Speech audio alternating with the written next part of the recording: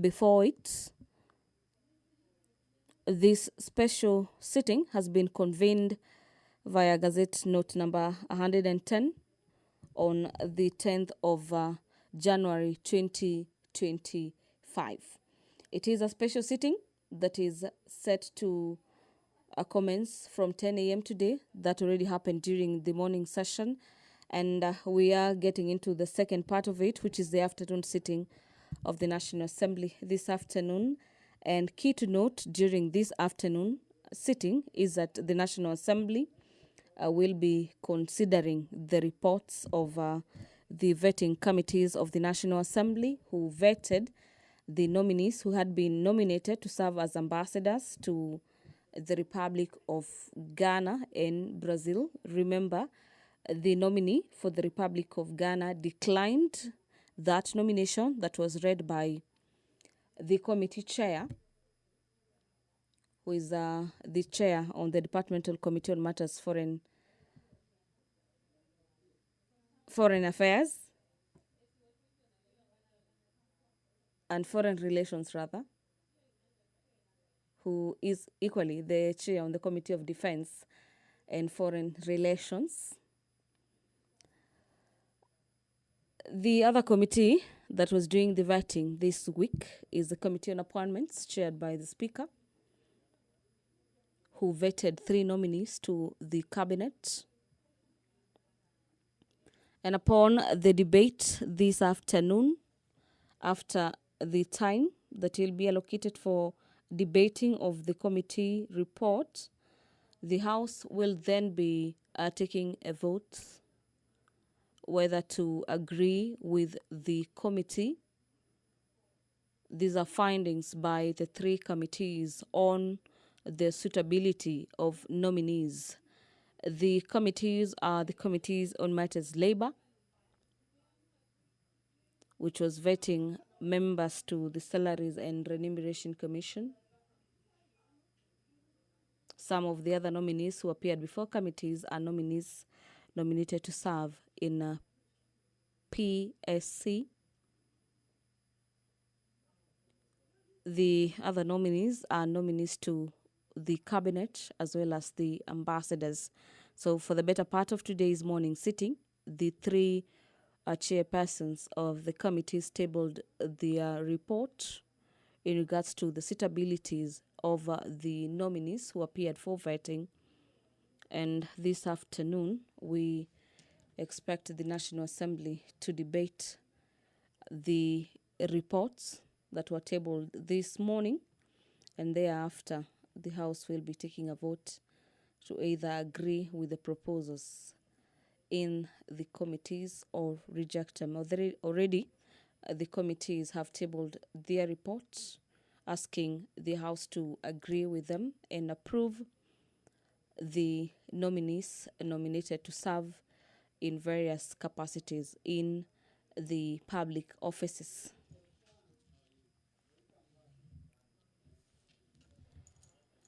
Just to take you through some of the nominations, key among them is the nomination of 3 nominees that have been nominated to serve in the Cabinet. Among them is Honorable Mutahi Kagwe, who has been nominated to serve in the Agriculture Docket. Honorable Lee Kinyanjui, who served as the Governor for Nakuru County and has been nominated to serve in the Ministry of Trade and Industries as well as Investments. And finally, Honorable William Kabogo, who was the Governor for Kiambu County and has been nominated to serve in the Ministry of ICT and Digital Economy. During the morning session, we had members of Parliament urging the new nominees who were approved in the morning sitting to join the Salaries and Remuneration Commission to ensure that there's proper regularization of salaries, and the fight between SRC and members of Parliament is dealt with or does not occur moving forward. We had members highlighting the duties of the members of parliament and the reason as to why there should not be some sort of push and pull between the commission and a parliament.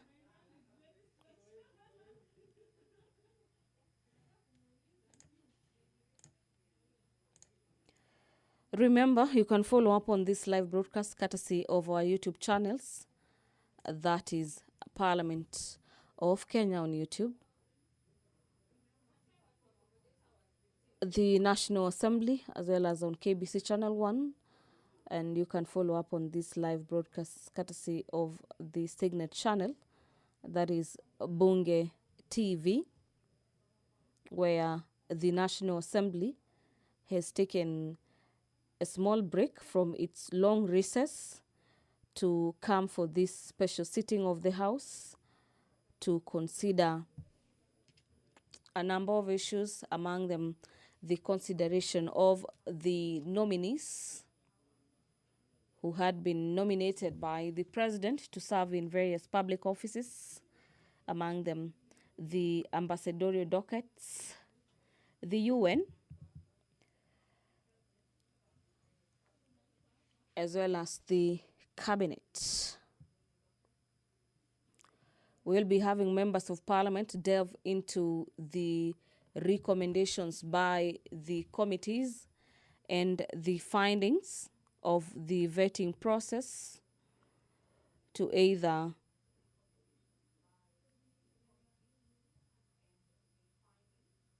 support or agree with the committee or express a divergent opinion on various nominees who have been nominated to serve in the various dockets. If you're just joining us, you're watching the special sitting of the National Assembly on this 16th day of January, the year being 2025, on a day when the National Assembly has taken a break from its long recess, with the normal business of the National Assembly set to resume in February to come and deliberate on a number of issues highlighted in the request for this special sitting of the National Assembly. The Speaker of the National Assembly is already in the House. Allow me to hand you over for this live broadcast brought to you by PBU in partnership with KBC. Enjoy your viewing and have yourself a great afternoon. Waheshimiwa, tuombe.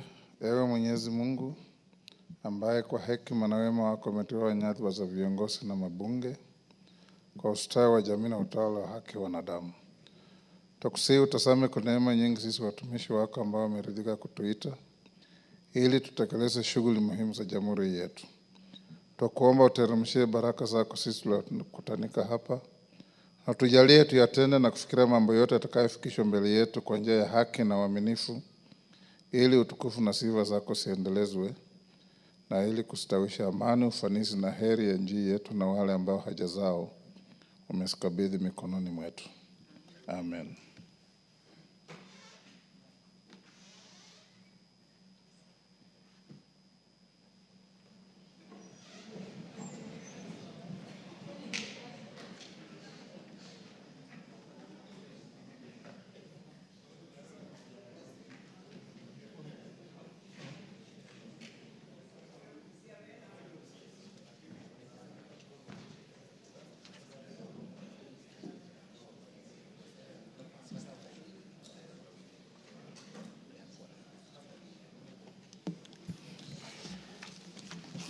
Honorable members, we have quorum to transact business. Clerk.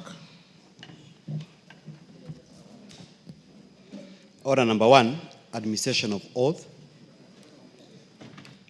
Order number 2, communication from the chair.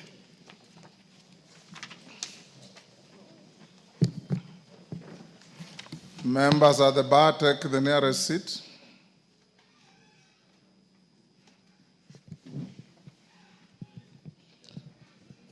Honorable members, I have a short communication to make on the 2025 mid-term retreat for members of the National Assembly. Honorable members, as you are aware, the National Assembly customarily organizes various fora aimed at providing opportunity for interaction, experience sharing, and capacity building for honorable members. Indeed, you recall that during the inception of the 13th Parliament, the National Assembly marshaled a number of engagements, including the 2022 induction retreat and the 2023 post-election seminar that was held in conjunction with the Commonwealth Parliamentary Association. All members, it's against this backdrop and in keeping with the established practice that I wish to inform you that the National Assembly has planned a 3-day retreat for all members between the 27th and 31st January 2025 in Naivasha, Nakuru County.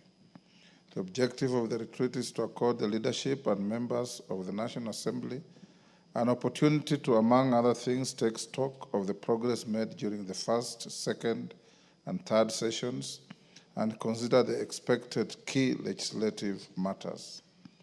Honorable members, coming at the midterm of the current Parliament, the retreat will also provide an opportunity for the House to look ahead and plan for the fourth session and indeed for the remainder of the term.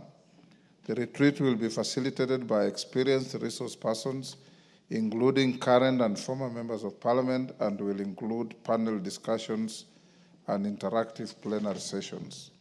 At the end of the retreat, members will identify possible areas of the National Assembly's legislative processes that may require engineering to enhance efficiency.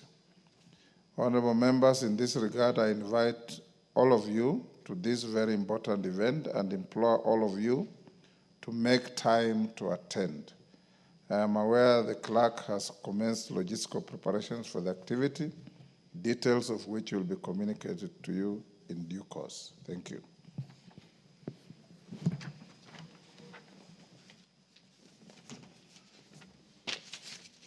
Yes, Robert Mbui.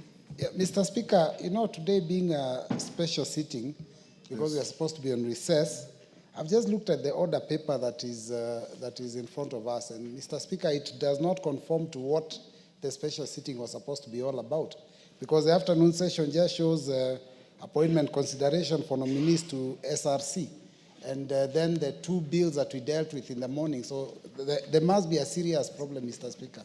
Are you looking at the morning order paper? I'm looking at the afternoon session, Mr. The Speaker, supplementary 2:30 one? p.m. We have a supplementary order paper. Oh, okay. That conforms strictly with the call for a special sitting. Oh, okay. So and indeed, when we have a special sitting, it's not in the system, Mr. Speaker. It has not been uploaded. Yeah.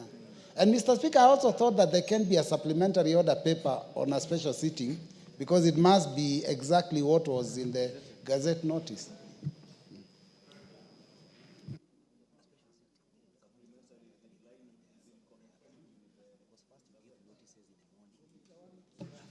It is absolutely in conformity, Honorable Robert Mbui, for the simple reason that you, as a member of the Appointments Committee, in the morning, the order paper had the laying of your report, right?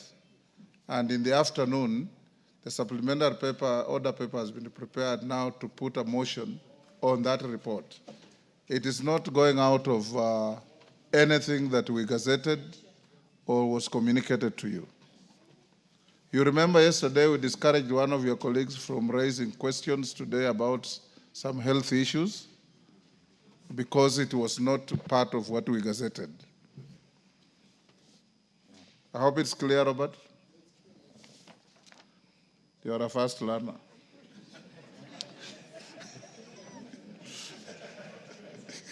He's not. Go on, next. Order number 3, messages. Order number 4, petitions. And order number 5, papers.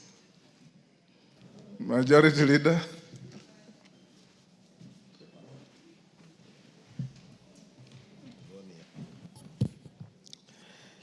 Honorable Speaker, I beg to lay the following papers on the table of the House today, Thursday, January 16, 2025, afternoon sitting. One, list of nominees to 62 National Government Constituency Development Fund committees submitted by the National Government Constituency Development Fund Board. Aina Moi, Baringo Central. Honorable Speaker, allow me to read without reading the numbers. One is Aina Moi, Baringo Central, Baringo South, Belgut, Bobasi, Central Imenti, Cherangani, Dagoretti North, Eldas, Gatanga, Gatondo North, Githunguri, Kajiado East, Kajiado North, Kangema, Kangundo, Kapenguria, Kapseret, Kasarani, Kathiani, Keio South, Huisero, Kikuyu, of course, Kinangop, Kipkelion West, Kirinyaga Central, Kitui Central, Kitutu Masaba, Kwanza, Lafey, Laikipia East, Laikipia North, Likoni, Luanda, Lurambi, Maara, Mandera West, Matungulu, Moiben, Mount Elgon, Mumias East, Mumias West, Mukurweini, Mwea, Naivasha, Nakuru Town West, Narok South, Oljororok, Odhaya, Saboti, Shinyalu, Sirisia, Suna East, Tarbaj, Tigania West, Suna East of course, Tarbaj, Tigania West, Thika Town, Turkana North, Turkana South, Ugunja, Wajir West, Webuye East, and West Mugirango. Thank you, Honorable Speaker. Thank you, Majority Leader. Chairperson, Departmental Committee on Justice and Legal Affairs.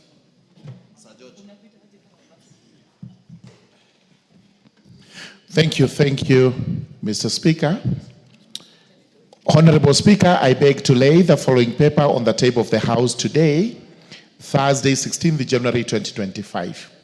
A joint report of the National Assembly Departmental Committee on Justice and Legal Affairs and the Senate Standing Committee on Justice, Legal Affairs and Human Rights on consideration of the National Dialogue Committee, NADCO, and the report of the Multi-Sectoral Working Group on the realization of the 2/3 gender rule. Thank you, Honorable Speaker. Thank you. Next order. Order number 6, notices of motion. Order number 7, questions and statements. Order number 8, motion, report of the Committee of the Whole House on the Startup Bill, Senate Bill number 4 of 2022. Question to be put. Orders. Murugara, take your seat. Order, Honorable Murugara, take your seat.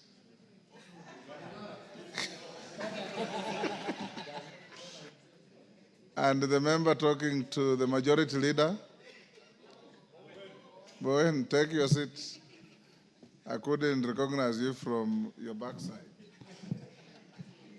Honorable members, I now put the question at order number 8, which is that this House do agree with the report of the Committee of the Whole House on its consideration of the Startup Bill, Senate Bill number 14 of 2022, subject to recommittal of Clause 9. As members of that opinion say aye. Aye.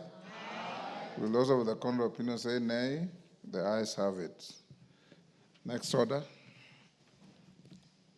Order number 9, motion, report of the Committee of the Whole House on the Persons with Disabilities Bill, Senate Bill number 7 of 2023, question to be put and third reading.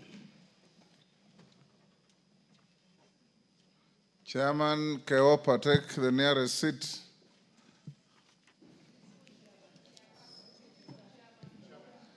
She told me she prefers to be called chairman.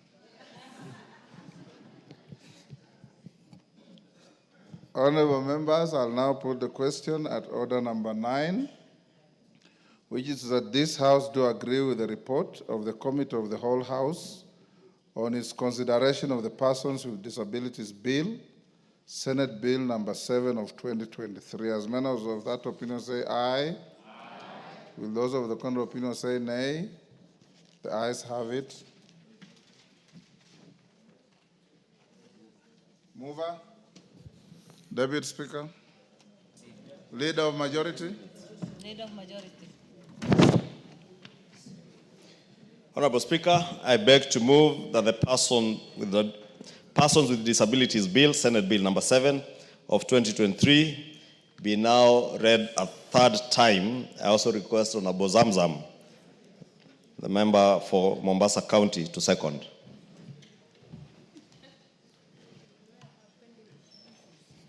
Honorable Speaker, I second. Thank you. Dr. Nyikal, take the nearest seat.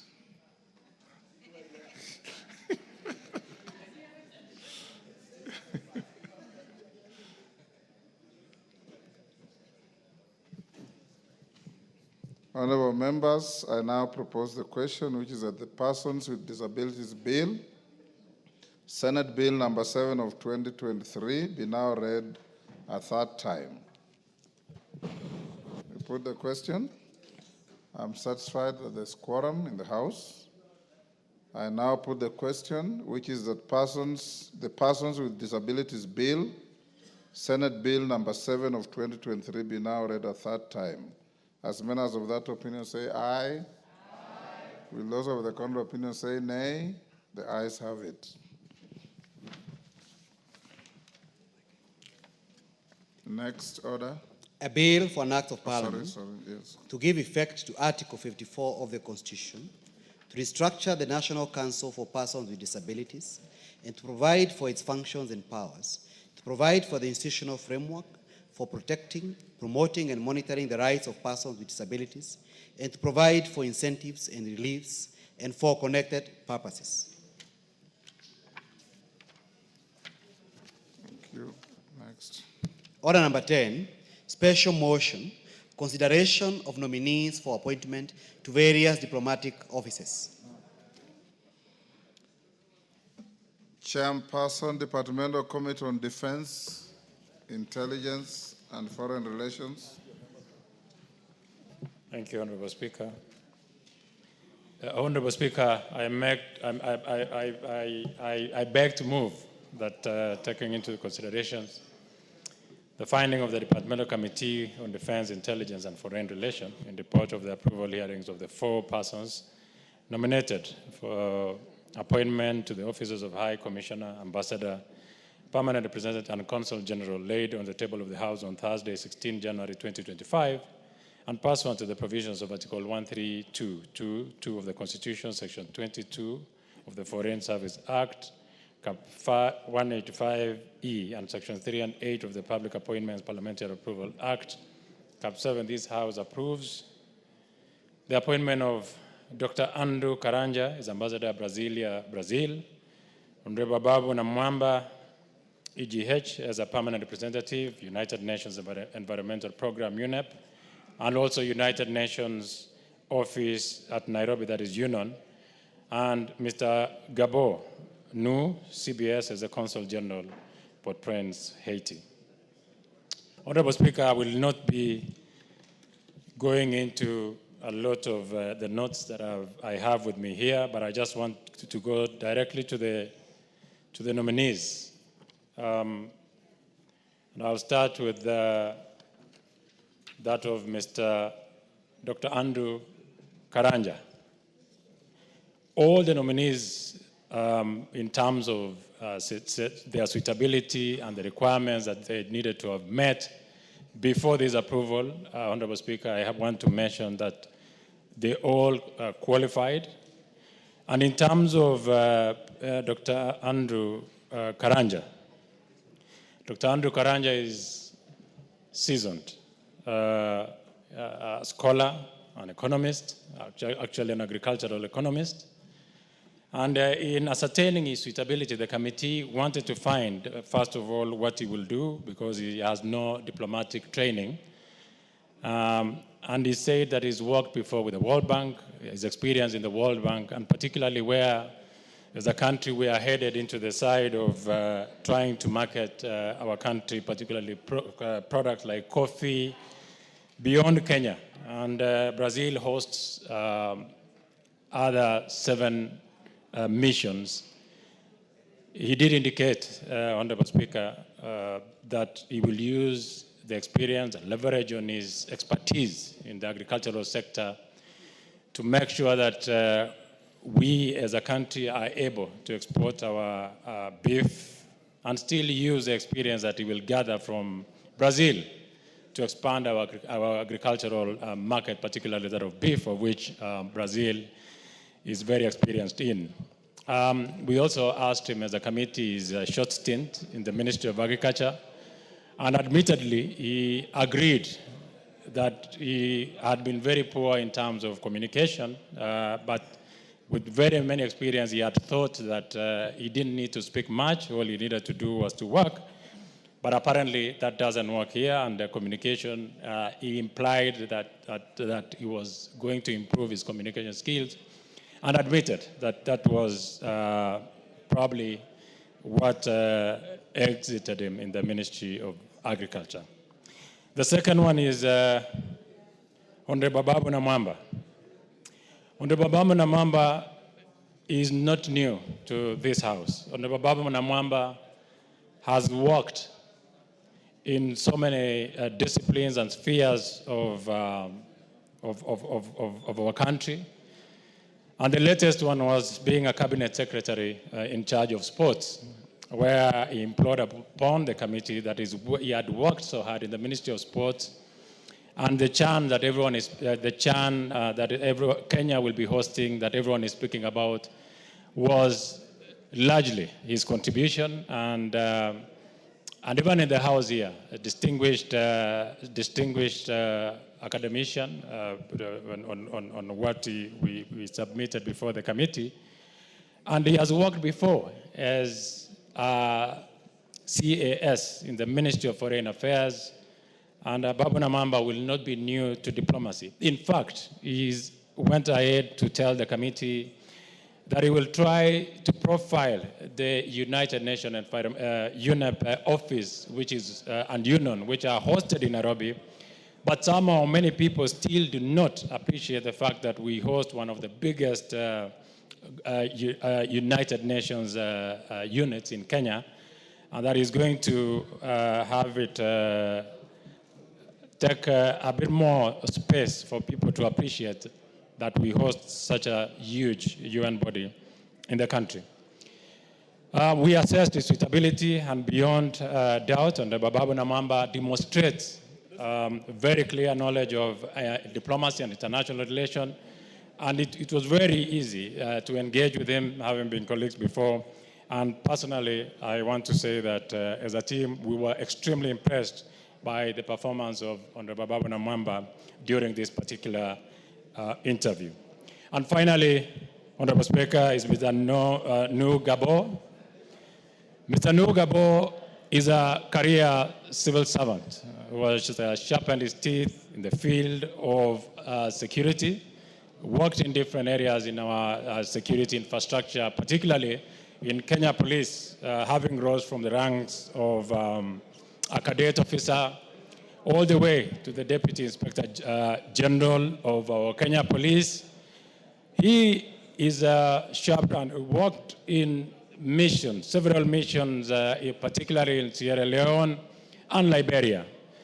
Mr. Gabo demonstrated extreme knowledge, particularly in area that has been nominated for rather, and that is Port-au-Prince, Haiti. Many will recall, Honorable Speaker, that when I came before this House to request if we could send our officers, and particularly many times when I appear on our media spaces, most of what I vocalize is what I get from people like Mr. Gabo. He's very experienced in terms of peacekeeping. He truly understands his role as a security officer. And I remember a case in mind where one of the members asked him his role in the bombers of Kenya during the national tallying. If you remember, there was a bit of fracas there in National Tallying Center. And Mr. Gabo owned up to some of the mistakes that happened at that time, and it was not their making, because many of the people who actually created mayhem, like he says, were accredited to be in that station. And he's saying that such experience prepares them even better as a police force to work in the future. I'll go to the case of one Madam Nyambura, which I probably don't have in my notes, but you will remember that there was a decline by one of the nominees posted to Ghana.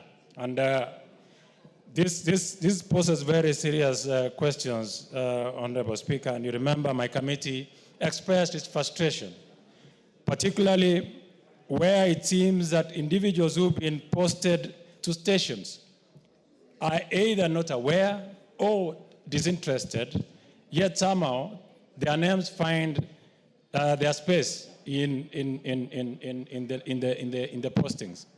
Honorable Speaker, as a House, my committee is totally getting frustrated, particularly where we feel that as a country we could be creating an unnecessary diplomatic tiff with countries that have enjoyed relatively very good relationship.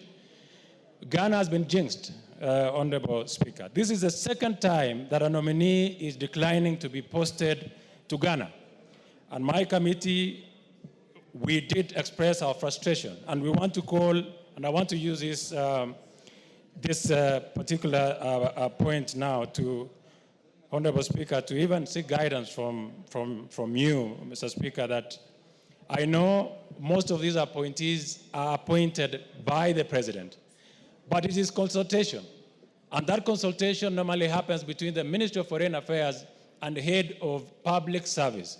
And my committee did put on notice these officers that in future we should not waste space and time giving people appointments that they probably do not even require. I tell you, Honorable Speaker, we sit with so many diplomats, trained diplomats from the Ministry of Foreign Affairs. They are expressing their frustration. It spits on their face when there are nominees who do not even wish to go to stations, and there are officers who stagnated in the Ministry of Foreign Affairs because that is the apex of diplomacy, being called an ambassador and being posted to a station.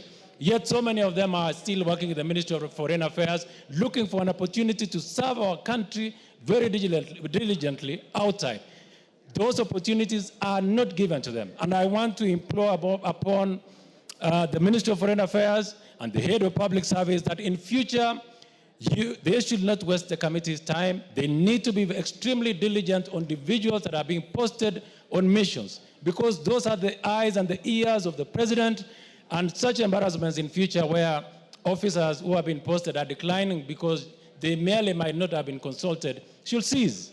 These are opportunities that so many Kenyans are yearning for, and it is imperative on those officers to make sure that they do their due diligence so that officers who get their space and names on the table of vetting committee must have been consulted, must be ready to serve the country in those capacities, Honorable Speaker.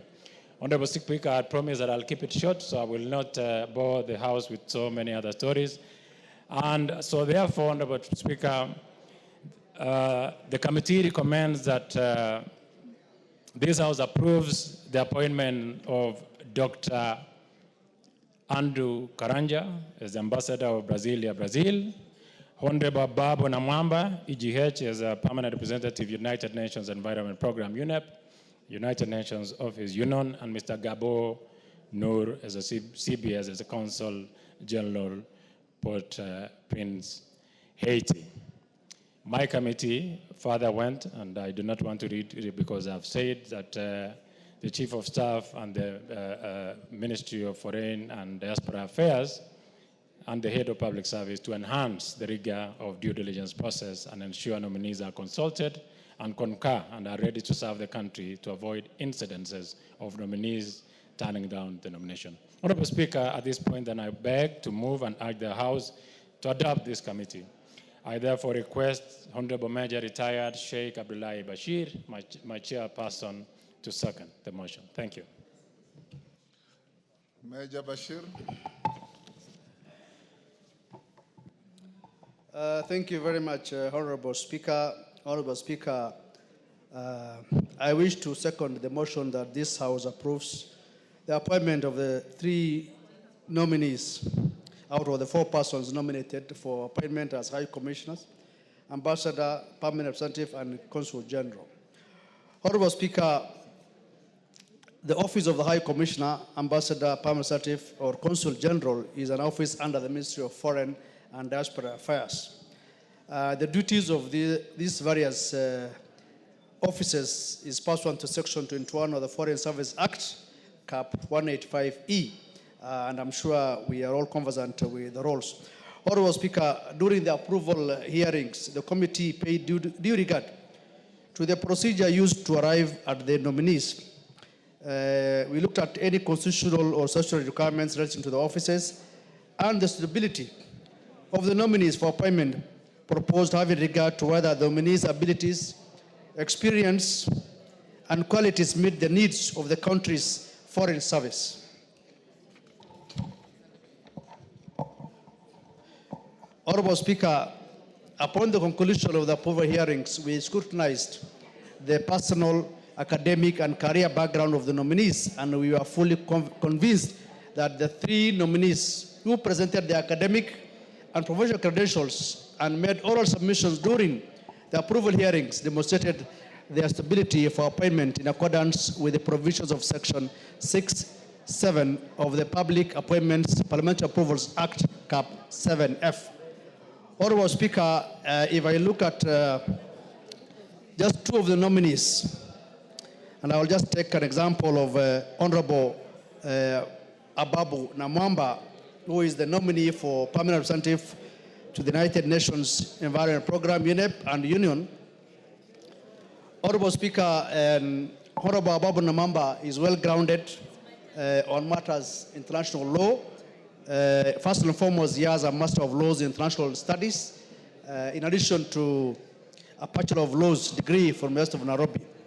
He also served as the Chief Administrative Secretary, CAS, in the Ministry of Foreign Affairs from 2018 to 2022, where he gained hands-on experience in international diplomacy and represented Kenya in key global forums, and therefore is able to serve well in this new role as the ambassador. Honorable Namwamba also previously served as a member of parliament, and I'm sure he has gained more in terms of parliamentary diplomacy. Another nominee, Honorable Speaker, is Mr. Nur Gabo, CBS, the nominee for Consul General to Port-au-Prince, Haiti. Honorable Speaker, Mr. Nur Gabo holds a Master's of Governance, Peace and Security, as well as a Bachelor of Arts in Criminology. Honorable Speaker, Honorable Gabo, Mr. Nur Gabo, is being sent to Port-au-Prince, Haiti, and with experience spanning 36 years of service in the public sector, I am sure he will be able to contribute more effectively on the matters of peace and security. The mission in Haiti, as it is mainly a mission of peace and security diplomacy. Remember, we have our police force there. We are the lead mission on the ground, and therefore sending somebody like Nur Gabo to this mission to be the Consul General will add a good impetus and improve on the performance of our police force on the ground. Haiti is an example whereby there's been chaos. Gangs have taken up everywhere, the ports, the roads, the airports, and so forth. But with the presence of our police force and with the support of the United Nations and the international community, and I'm sure that his presence as a Consul General will be able to add a lot of support to the mission. Honorable Gabo has served in the police service to the rank of Deputy Inspector General of Police. He has served for 36 years in total, and his main focus or expertise is peace and security. Remember, peace and security is a key aspect on matters diplomacy, because we have the peace and security diplomacy as a tool, and we will therefore be able to add a lot of impetus, a lot of support, a lot of experience that has gained over the years to the mission in Haiti. Honorable Speaker, Haiti as it is a place whereby we are taking the lead role, just like we did in South Sudan. Remember, we took the lead in South Sudan, and after the country has stabilized, we have had many opportunities for Kenyans in South Sudan. And therefore, for us to open a mission in Haiti and sending a consul general will ensure that in the near future, when the country will be peaceful, then we will see a situation whereby we will get the opportunities in that country, because we were the first country to take our police force there. We're now sending a seasoned security expert, now a diplomat, to the same area, and therefore we'll be able to react as a country in terms of taking our produce, taking our human resource to Haiti, and it's very, very critical. Honorable Speaker, as the chairman has alluded to, we have had a nominee, and this is the second time that a nominee that has been nominated to the position of Ghana has declined the posting.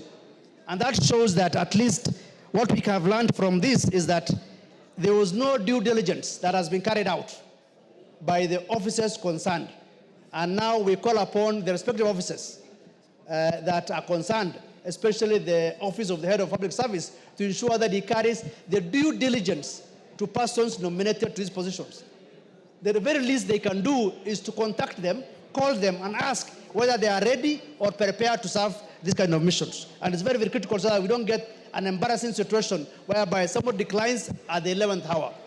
Honorable Speaker, as I conclude on the matters of coming back to peace and security, on matters of Haiti, I want to take this opportunity equally because we are in the global stage, we're in the global arena, and we are talking about Haiti, which is a security situation. Last night, because we are part of the world, Gaza has had a ceasefire, an agreement between Hamas and Israel. I want to take this opportunity to thank the state of Qatar and its prime minister and the allies for concluding a ceasefire to ensure that the people of Gaza and the Palestinians can live in peace now and forever. And wish them all the best, and may peace prevail. Honorable Speaker, as I conclude, I wish to assure the House and the country that we have the right individuals to steer our foreign policy in the respective stations. We therefore recommend that the National Assembly approves the appointment of the 3 persons to serve as ambassador, permanent representative, and consul general in the respective stations. Honorable Speaker, I second the motion and urge the House to adopt the report. I thank you. Thank you. Members on their feet, take your seats. Ruku, take the nearest seat.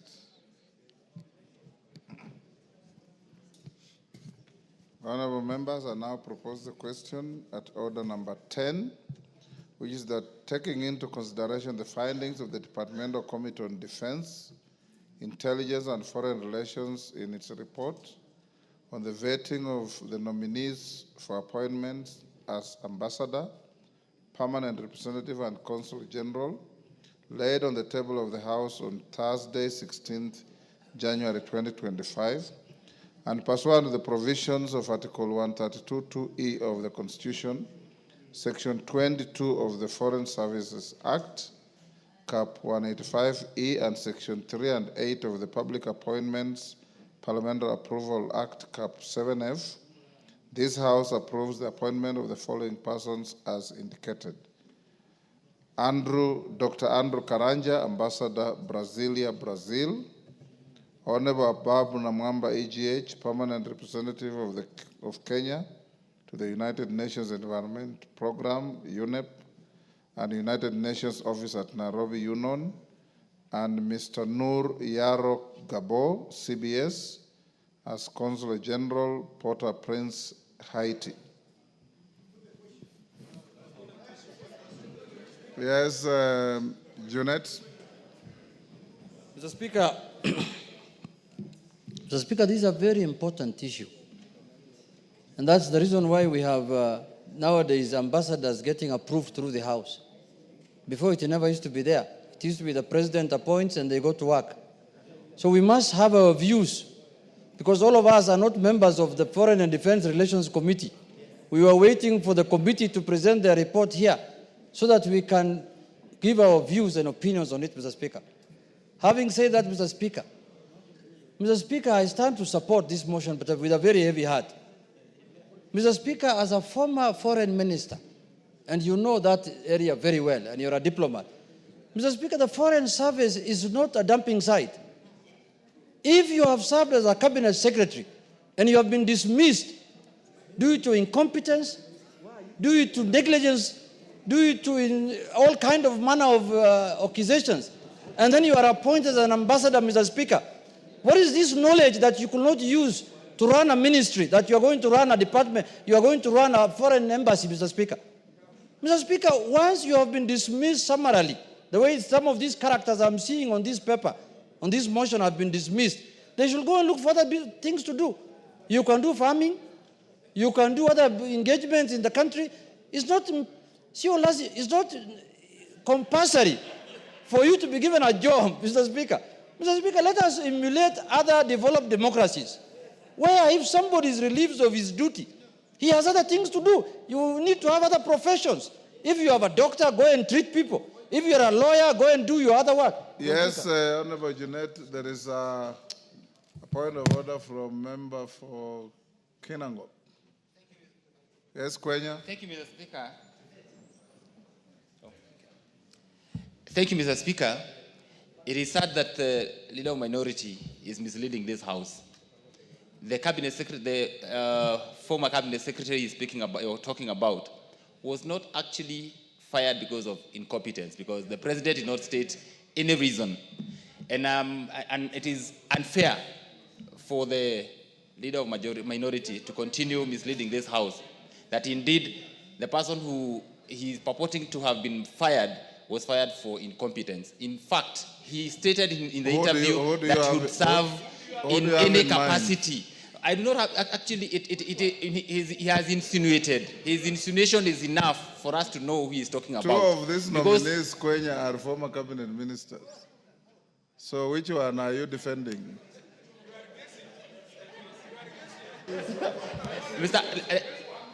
Mr. Speaker.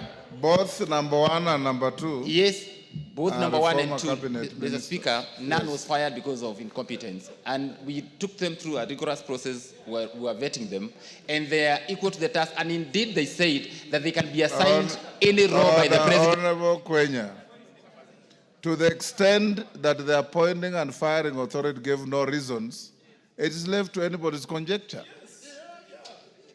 So Jeanette is not out of order. But Honorable Jeanette, take your seat. Honorable members, today is a special sitting, and we have 3 motions to deal with. At order number 10, order number 11, order number 12. Before we go to 13 and 14. I want to propose to you to agree that orders number 10, 11, and 12 were assigned them an average of an hour each. If you want to truncate the time, so much the better. I will watch the trend of contributions. If it's repetitive and tautologous, I will invite the mover to reply. If there are different views, I'll be happy to hear them. So Jeanette, go on. Is that agreed by the House? Yeah, go on, Jeanette. Yes, Kainan? Pardon? You will contribute if you catch the speaker's eye. Go on.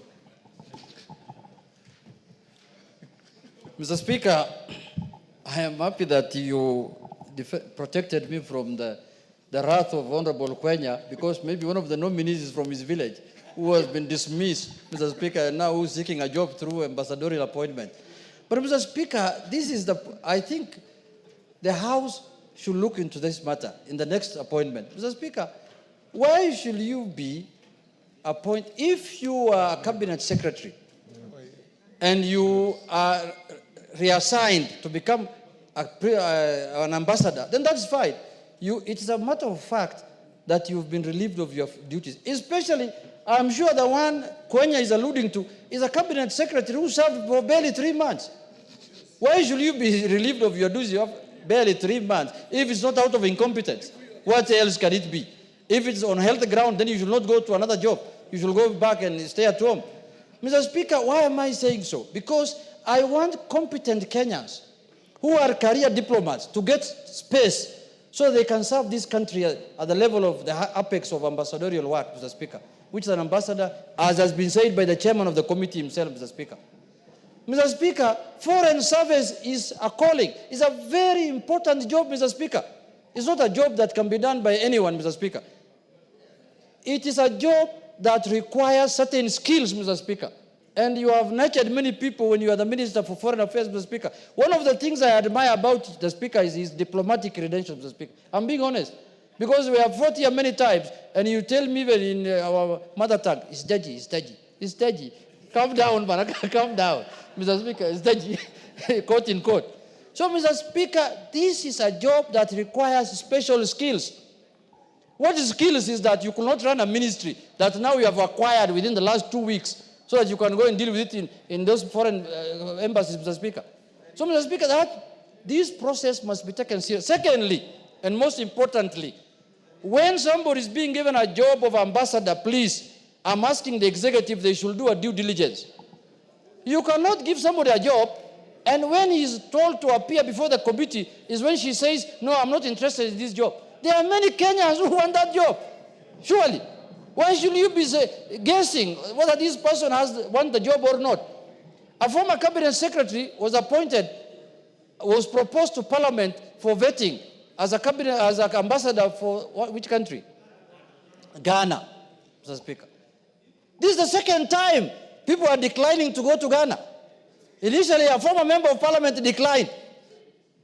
Now the former cabinet secretary again declined.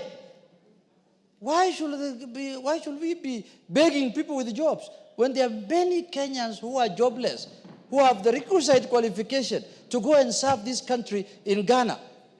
And you know, in Ghana, that is where the headquarters now of the African Free Trade offices are. We need a very important person there, not jokers who don't want jobs, Mr. Speaker. So, Mr. Speaker, if under this, maybe this now, you know, we are the ones now who are sending experts to government. So if there are no experts on this other side, let them tell us, we shall give them experts to go to Ghana, Mr. Speaker, under the broad-based arrangement, Mr. Speaker. We have experts who can go and work in Ghana. If you give me 10 minutes now, I'll produce one. Under this exchange program of experts. It's an exchange program under broad-based. David Speaker. Honorable Speaker, just on a point of information for Honorable Junette, I think it's important for you to find out first what the challenges were for Honorable Margaret Nyambura not to be able to take up the position.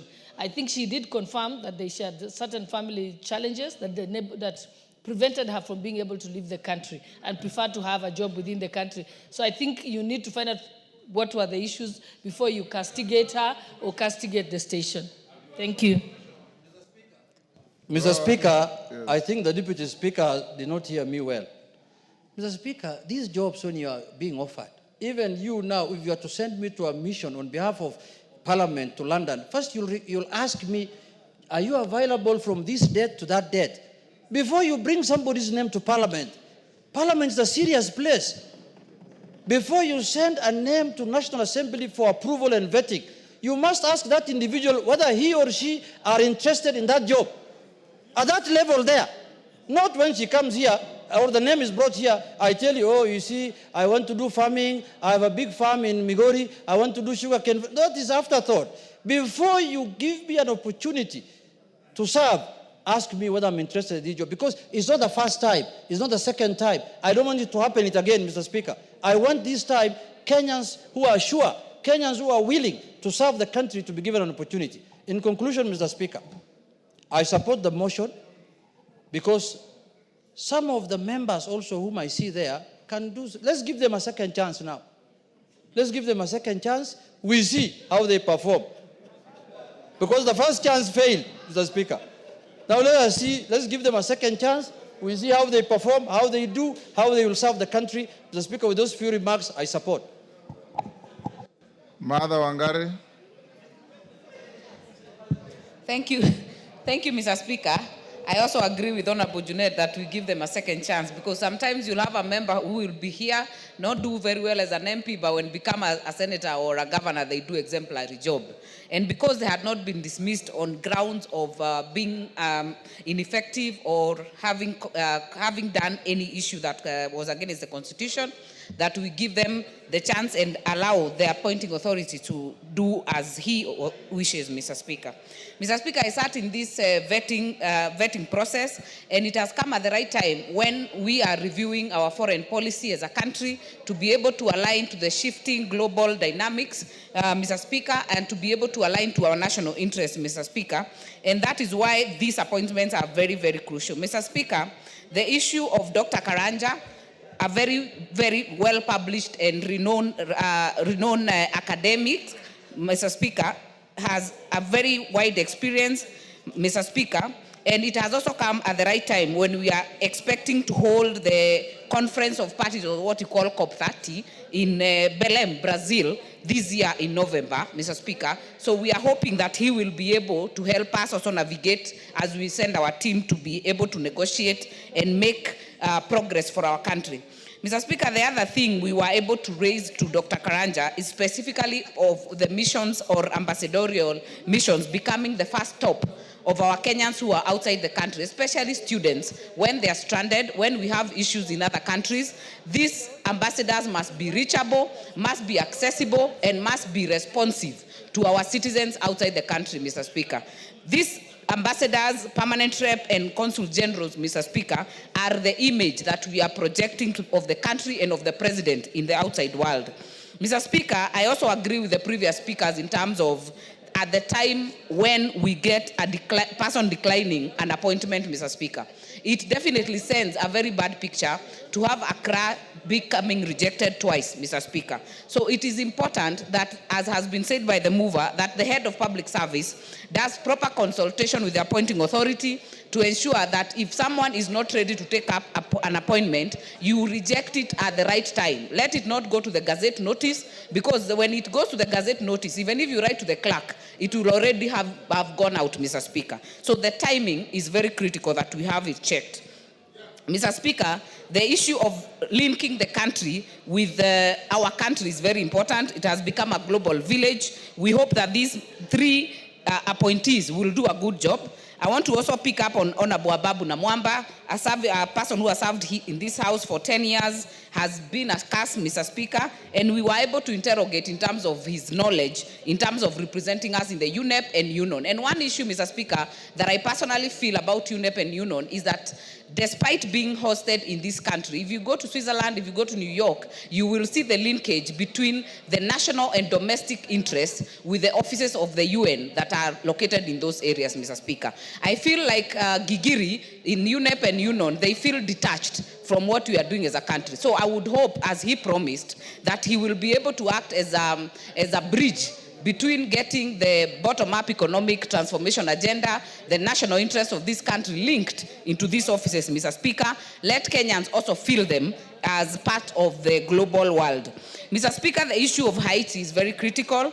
The person who has been nominated there, who is Gabo, Mr. Speaker, has been in the police for over 30 years, ended up as the DIG, has been in the policy implementation at that level, Mr. Speaker. And the one question we hope and we actually put up to him is that as we already sent our first contingent of police officers to help restore peace in Haiti, we will be looking that he'll be the go-between for those officers, because first of all, for obvious reasons, the officers are not unionized, Mr. Speaker. It would be very unfair or unfortunate for our issues, especially of welfare of those officers, to go to the media. We see them on BBC, we see them in other areas, complaining that their welfare is not being taken care of, Mr. Speaker. So we'll be hoping that when Gabo reports, if appointed and if passed in this House, Mr. Speaker, he will be able to do a good job to ensure that he's the go-between between these officers and, of course, other Kenyans, Mr. Speaker, who are in that area, who would actually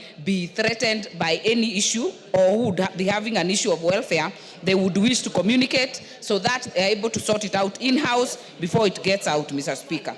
Mr. Speaker, that being said, I hope that we can also as a country be able to develop a foreign policy as it is being done now but through the ministry that is based on fundamental principles of peaceful coexistence so that we can be able to preserve our national security and also have peaceful coexistence in the global world and where we sit. With that, Mr. Speaker, I support. Thank you.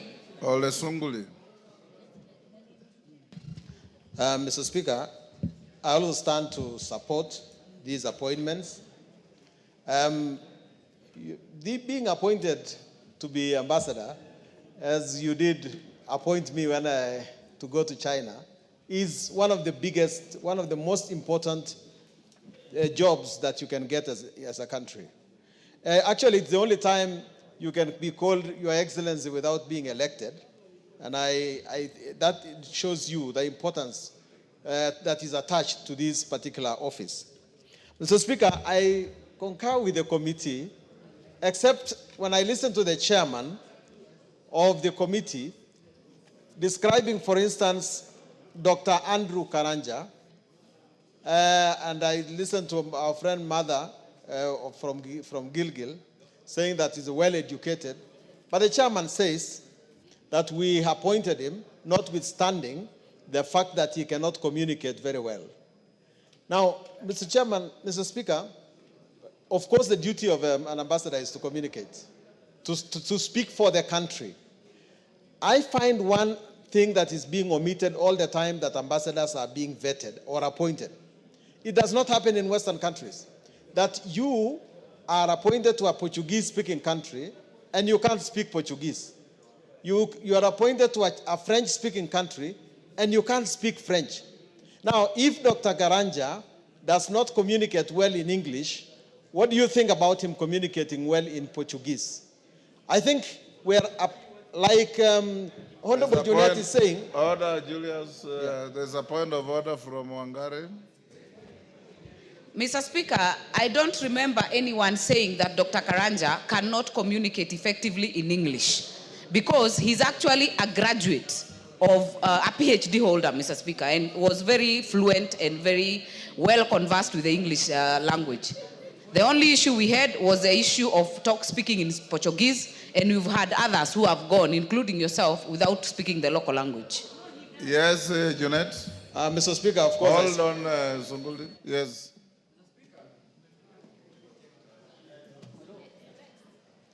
Mr. Speaker, I want to also say that having a PhD does not mean that you know English.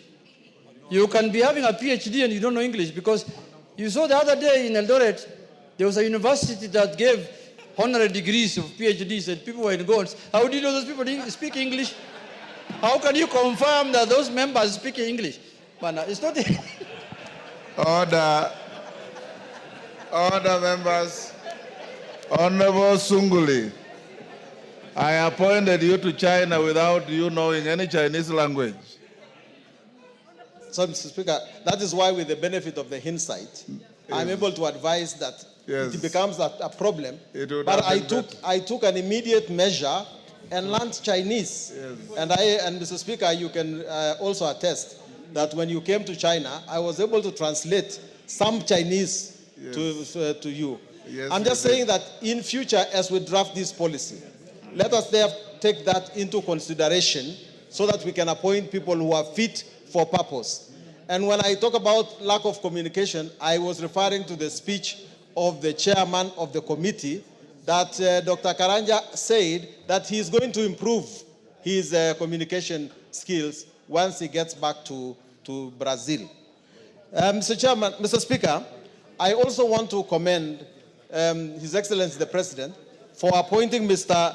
Nur Gabo to be Consul General. Yes, Bashir, what's the point of order? Motion, sir. Honorable Speaker, I want to... Sunguli, do you want to be informed? You know, I want to... Yes, you can let him inform. Go ahead.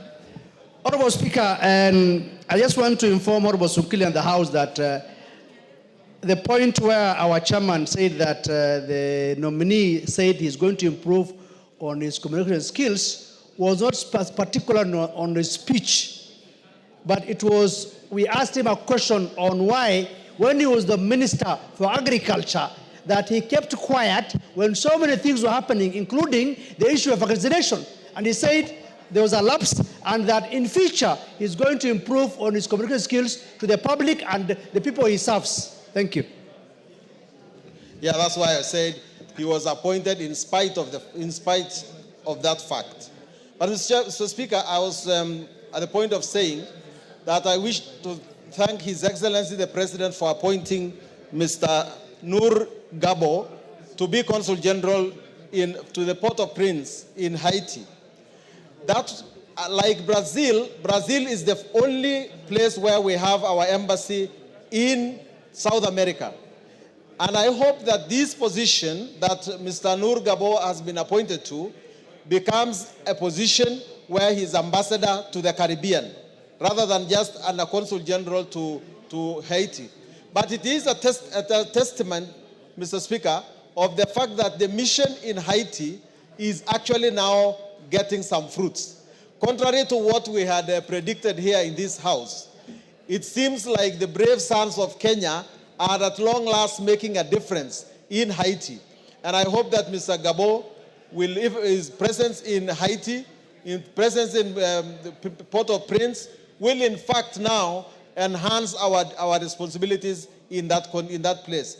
And it is very important that we eventually take this office away from Haiti to in fact Kingston itself, so that the rest of the Caribbean can come under the loop of Kenya, because we need the Caribbean countries when it comes to our diplomacy. We have our foot in South America. We need to extend that to Santiago in Chile. We have our foot now in Port-au-Prince. We need to extend that again to the rest of the Caribbean. And I want to say, Mr. Speaker, that the ambassadors in abroad ought to be looked after very well. I don't know the position currently, but when I last visited one country, it looked like the salaries were delaying, some of the allowances were delayed, and it is very embarrassing if the embassy abroad does not get its payments due on time. Mr. Speaker, I support. Thank you. Mutunga. Thank you very much, Honourable Speaker, for the opportunity to contribute to the adoption of the committee report on the appointments. Honourable Speaker, I have worked with and I know Dr. Karanja very well. Honourable Speaker, Dr. Karanja worked and retired from the World Bank.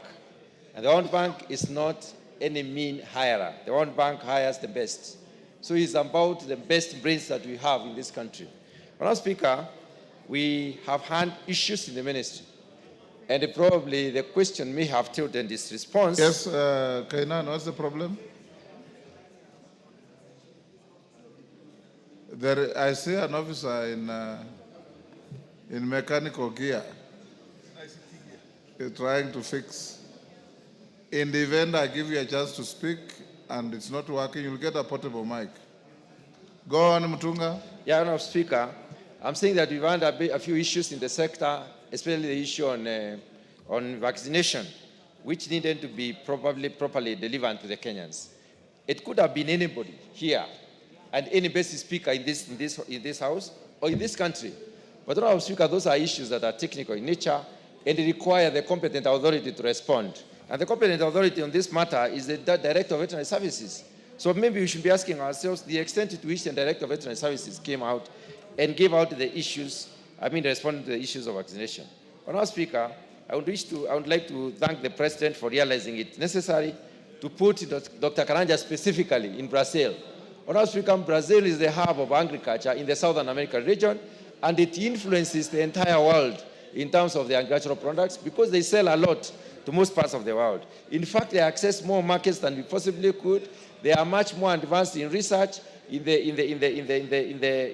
research on various types of products, and we can gain a lot in terms of opening up doors for Kenyans and opening up doors for technology transfer from Brazil to Kenya. So, having an agricultural background and being in a place where you will be able to identify what is good and useful for us, I believe Dr. Karanja will do a good job to help Kenyans out. Honourable Speaker, I want to very briefly speak about the appointment of the Consul General Mr. Noah Yero Gubao. Honorable Speaker, I remember very well in this House, we had a heated debate on why should we send Kenyans to die in Haiti. Up to now, Honorable Speaker, I have not been able to find any situation where a Kenyan has died in Haiti. In any case, Kenyans are being commended for the good work that they are doing. And this is an outgrowth of that particular opening or that particular relationship that we created with Haiti.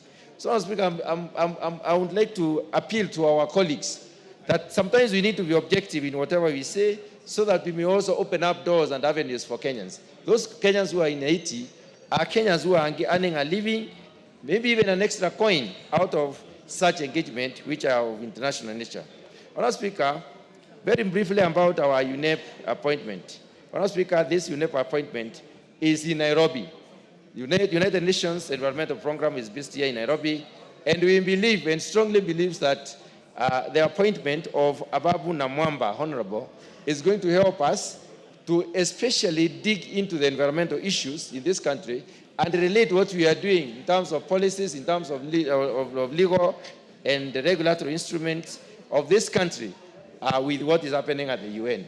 It will help us also to improve our sitting or our statement that we make at the international negotiation tables, and I believe that he will also take time to identify what other countries do so that they are so impactful when it comes to the outcomes of negotiations. In most of the cases, Honorable Speaker, we do not take the right people to the negotiating table. Sometimes we pick institutions, and these institutions may not have the correct personnel to go to the negotiations. And I would like to appeal to the Honorable Ababu Namwamba, once he takes this particular position, to look at the issue of negotiations, at the determinations of what are our proposals to the various issues that are under the table when it comes to the United Nations Framework Conventions on climate change, especially, and when the conference of parties are meeting. Honorable Speaker, with those few remarks, I support the adoption of this report. Kainan.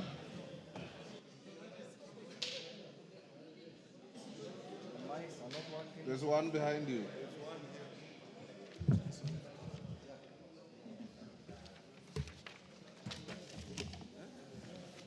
Thank you, Mr. Speaker, for giving me an opportunity to contribute to this very important report. Mr. Speaker, diplomacy, by definition, is the art, science, and other means states use to interact with other nations to safeguard their national interest.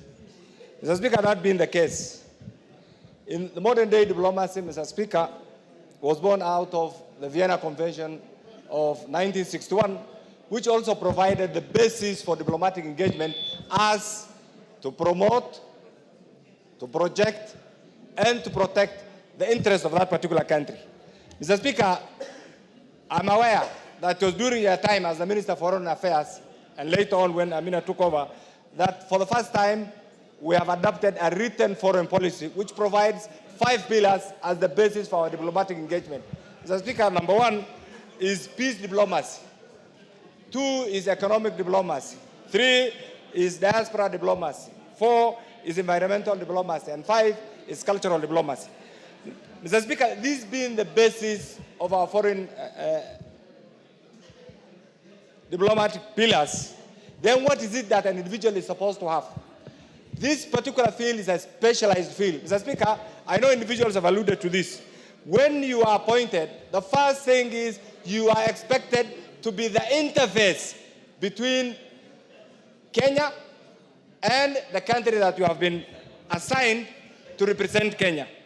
There are basic things that, other than the educational qualifications, there are basic things that sometimes we fail to appreciate. Mr. Speaker, in the past, before the collapse, before the end of the Soviet Union, Mr. Speaker, diplomats used to be appointed purely on ideological persuasions. But today things have changed. Things have changed because first thing in our engagement is economic diplomacy. Mr. Speaker, as much as these 3 individuals are qualified, and I do know their first objective will be to pursue track 1 diplomacy, meaning state-to-state relations. But there are other things that are also expected to do through track 2 diplomacy, which is non-state actors role in our diplomatic engagement, in particular the UN.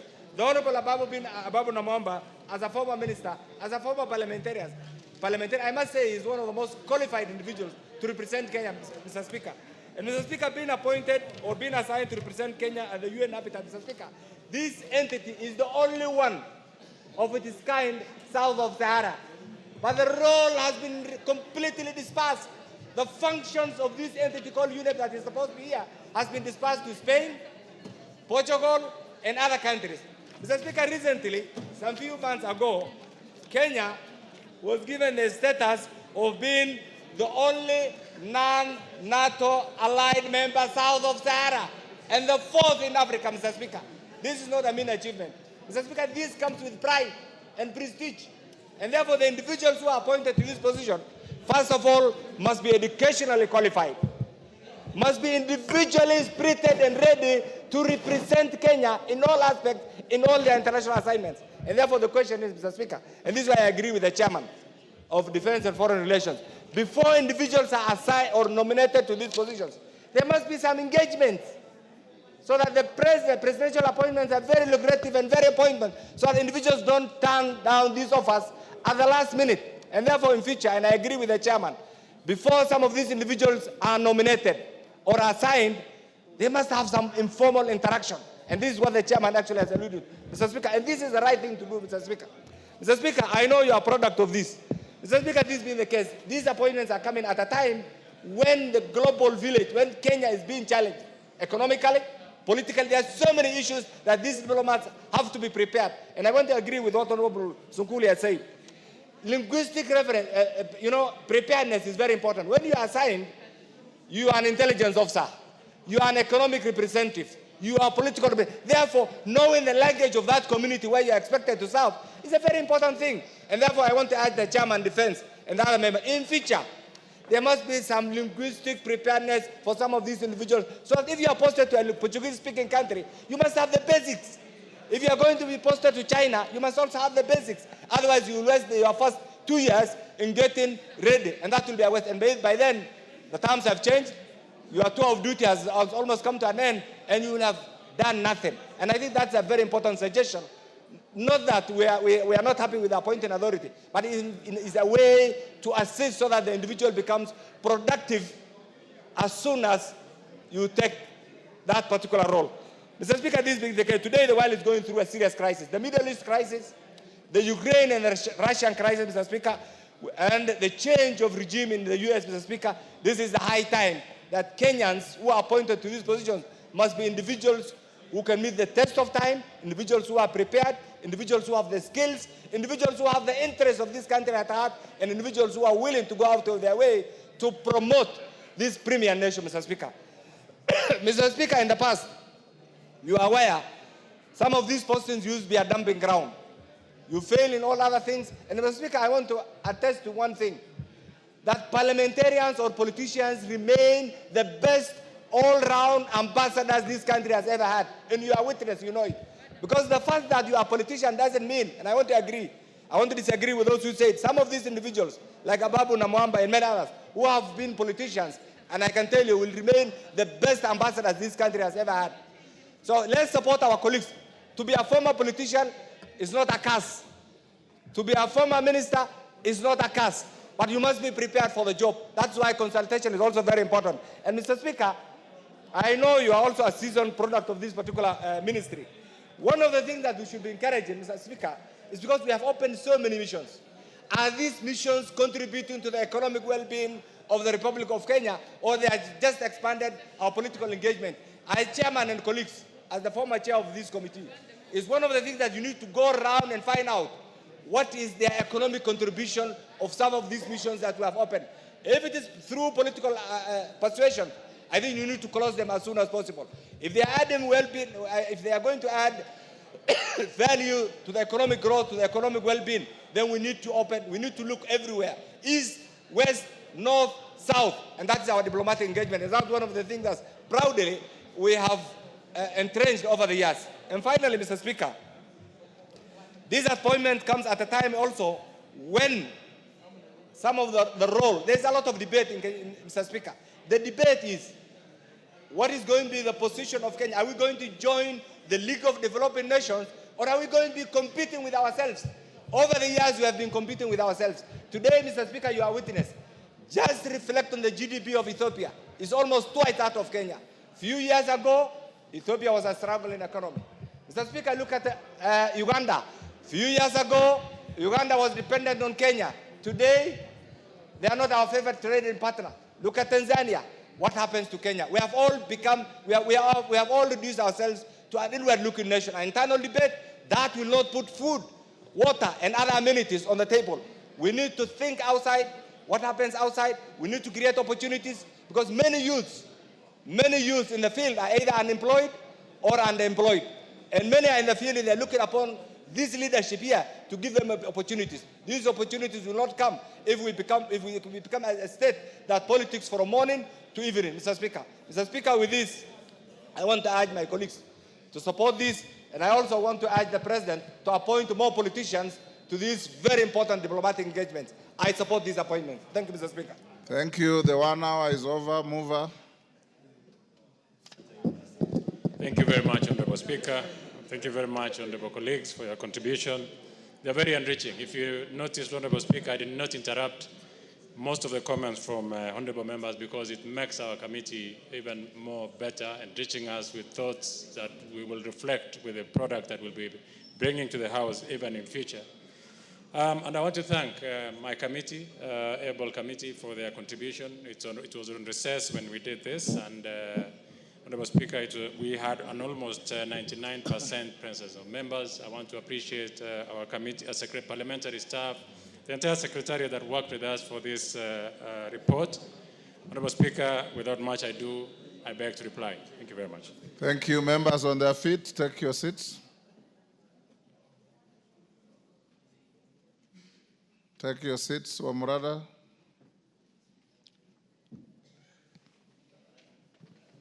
Honorable members, I now put the question at order number 10, which is that taking into consideration the findings of the Departmental Committee on Defense, Intelligence and Foreign Relations in its report on the vetting of the nominees for appointment as ambassador, permanent representative, and consul general, laid on the table of the House on Thursday, 16th January 2025, and pursuant to the provisions of Article 132(2)(e) of the Constitution, Section 22 of the Foreign Services Act, Cap 185(e), and Sections 3 and 8 of the Public Appointments Parliamentary Approval Act, Cap 7F, this House approves the appointment of the following persons as indicated: Dr. Andrew Karanja, Ambassador, Brasilia, Brazil; Honorable Abab Namwamba, EGH, Permanent Representative of Kenya to the United Nations Environmental Program, UNEP, United Nations Office at Nairobi, UNON; and Mr. Nur Yaro Gabo, CBS, as Consul General, Port-au-Prince, Haiti. As members of that opinion say aye. Aye. Will those of the contrary opinion say nay? The ayes have it. Next order.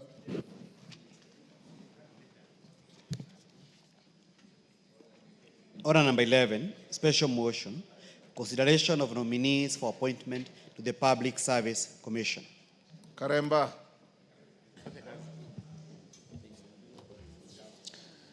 Thank you, Honorable Speaker. I beg to move the following special motion,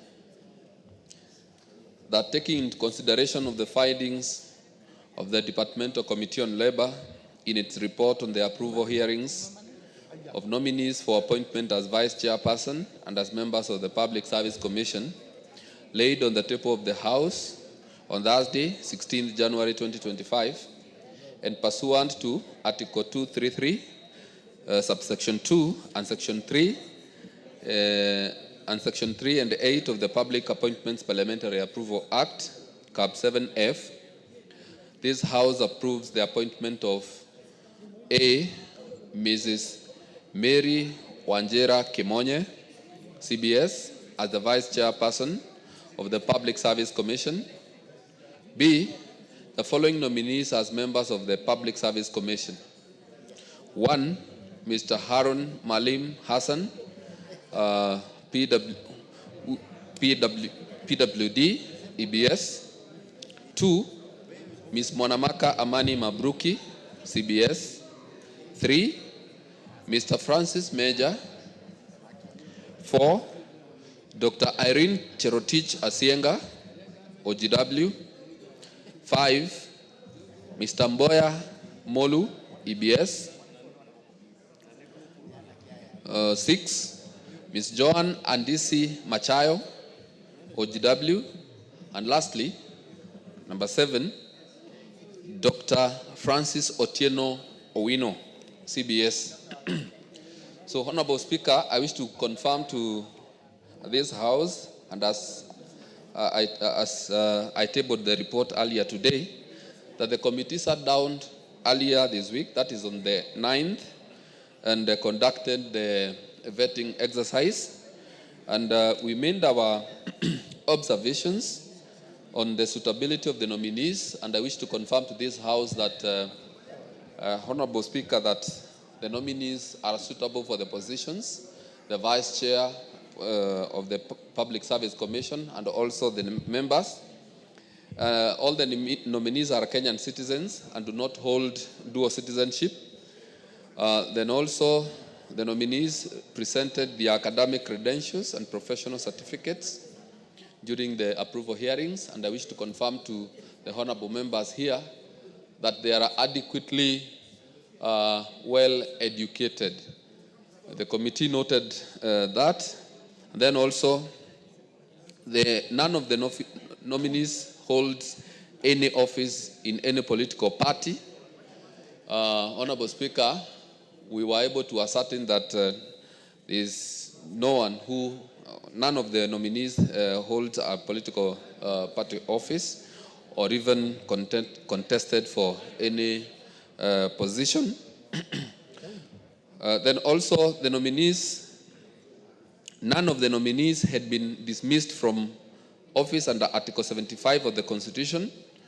Then also, Honorable Speaker, the nominees met the requirements of Chapter 6 of the Constitution on leadership and integrity, having obtained clearance from the Ethics and Anti-Corruption Commission, EACC, the KRA, the DCI, and the Office of the Registrar of Political Parties, ORPP, and also the institution of the Higher Education Laws Board.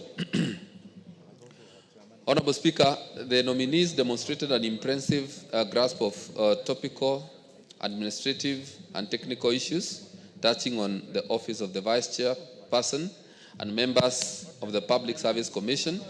Honorable Speaker, it is good to note that majority of these nominees are people who have served previously in government and they have a wide experience. The nominee for the Vice Chair has been a PS and has served in government for many years, and we were able to establish that she has a lot of experience in public service. Then also all the members, some of them have actually been PSs before. A person who has been a PS before, Honorable Speaker, is a person who has adequate knowledge on how government works. And Honorable Speaker, even as we discuss these nominees, it's good to say that the committee was also able to establish that they understand, or there are people who understand the challenges of the Public Service Commission, and we believe that they will be able to deal with the current and also the future challenges of the Public Service Commission, and make sure that the Public Service Commission is a commission that is desired across the country, or Kenyans will be proud of the Public Service Commission like other places in the world. So, Honorable Speaker, in the view of the above, on behalf of the Departmental Committee on Labor, I am happy to move this special motion on the consideration of the nominees for appointment as Vice Chairperson and members of the Public Service Commission. I beg to move and now request the Honorable Leah Sankaire to second. Excellent. Leah, go ahead. Thank you so much, Mr. Speaker. I also rise to support this report from the Committee on Labor, which I'm also a member. Mr. Speaker, the members vetted displayed exemplary skills in public service, and they had very vast knowledge in public service. Mr. Speaker, most of them, as my chair said, having served in various positions in this Republic of Kenya in different portfolios, including the PSS. Mr. Speaker, previously are well conversant with various challenges in the public service, and they also gave proposals on how to solve the issues. And Mr. Speaker, we were happy with the vast knowledge that they have in the public service. Mr. Speaker, we have no doubt that upon their appointment, they will improve the service delivery and restore public trust to the public service.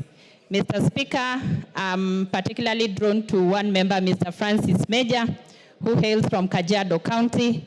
Having worked before as a director in NTSA, he displayed exemplary leadership skills there and automated most of the systems there, which we actually enjoy today as Kenyans. Mr. Speaker, all the nominees were actually people with vast knowledge, and we are certain that they will transform the leadership. They will transform the service delivery in public service. Mr. Speaker, with this, I beg to support the report, and thank you, Mr. Speaker. Members on their feet, take your seats.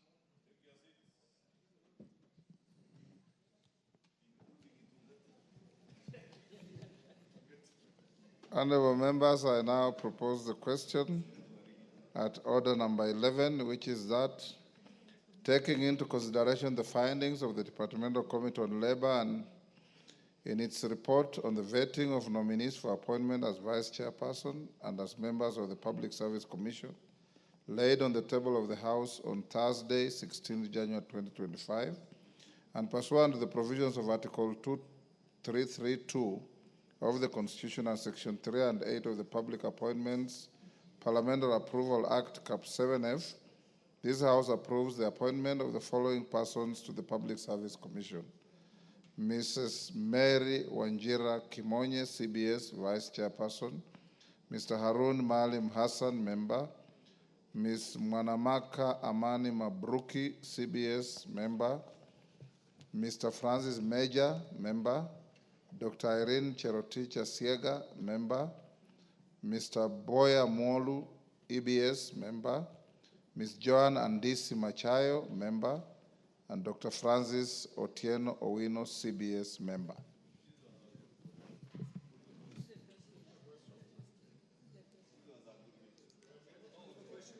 Is it the mood that we put the question?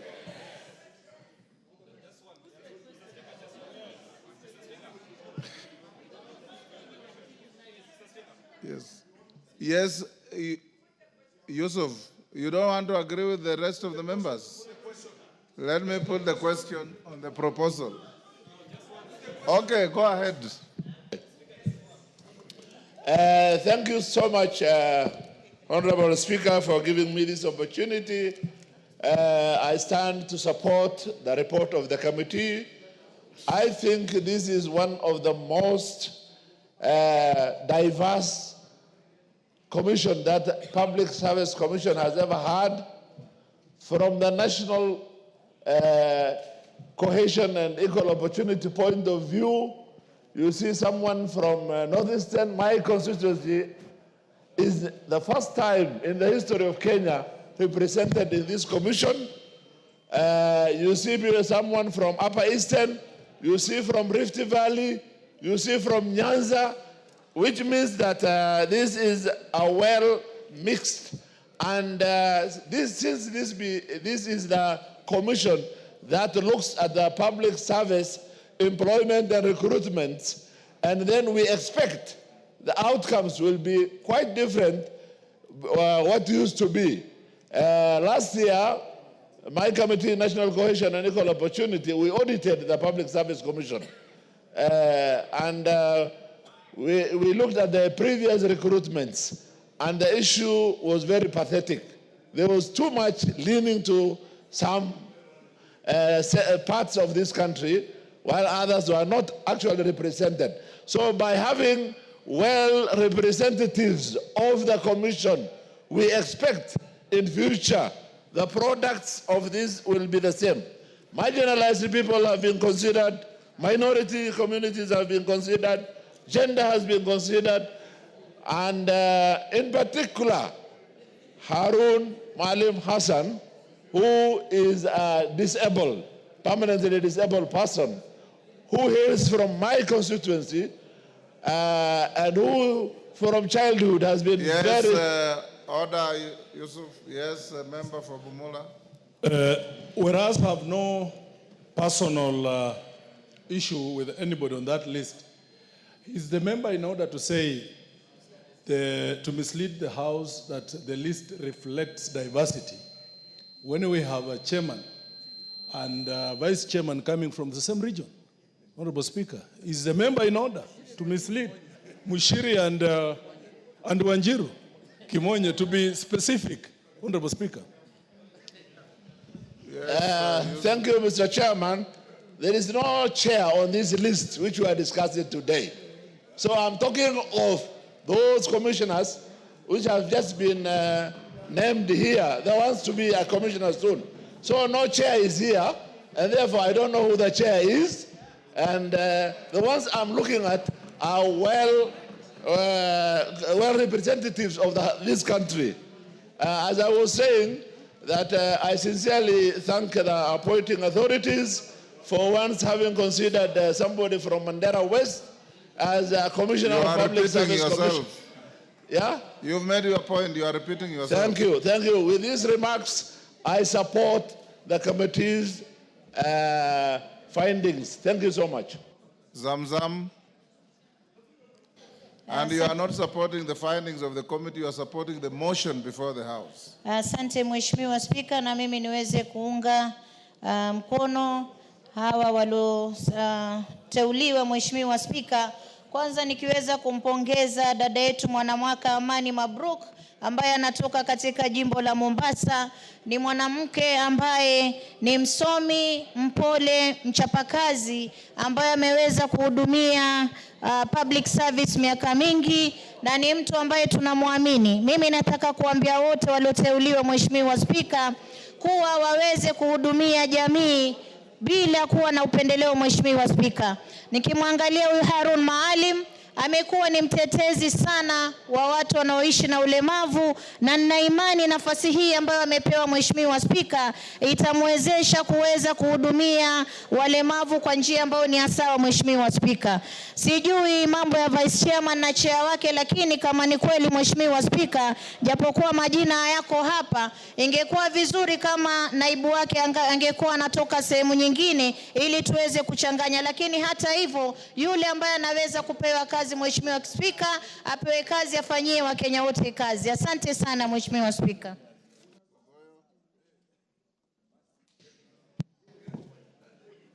Thank you, Mr. Speaker. I want to be very brief and I rise to support the motion. And Mr. Speaker, the executive errors in many times by bringing bad appointees. In this case, regional diversity can be seen. I want to single out the Honorable Mr. Francis Major, who hails from Kajiado, former Registrar of Motor Vehicle, former CEO and MD for National Transport Safety Authority, a gentleman who has served very well. And I think for the Honorable Ichongwa and the Honorable Soro, now on this one, I think you can sing the song Kasongo. It now sails better in this one. With those many remarks, I wish to support the motion before the floor, and you can sing Kasongo Nebali Nangai. Yes. Honorable Speaker, I rise to seek clarity from the Honorable Ngogoyo on the relevance of the song Kasongo in regard to the appointment and the motion that is before the House, Honorable Speaker. He's out of order as being cheeky and irrelevant. Go on, Makale Mulu. Yeah, thank you very much, Honorable Speaker. Honorable Speaker, let me also join my colleagues and support this motion. But as I support this motion, Honorable Speaker, just want to make about 3 observations. The first one, Honorable Speaker, is that the public service in this country is facing quite a number of challenges. And I wish that this new commission will be able to address those challenges, and more so, the challenge of succession. We have a situation where we have a very elderly people and we have very young people, but in between, Honorable Speaker, there is a gap. This matter has been discussed for quite some time, and I think really as a country, we need to make sure that this one, we get it right for purposes of effective public service. The second matter, Honorable Speaker, is a matter which I raised the other time we were discussing the two commissions, IPOA and the other commission. Honorable Speaker, as a House, our work is oversight. And I see some of our colleagues getting very excited when they see people coming from their regions being in the list. But I think as House, Honorable Speaker, it is important that we look at the totality of these commissions.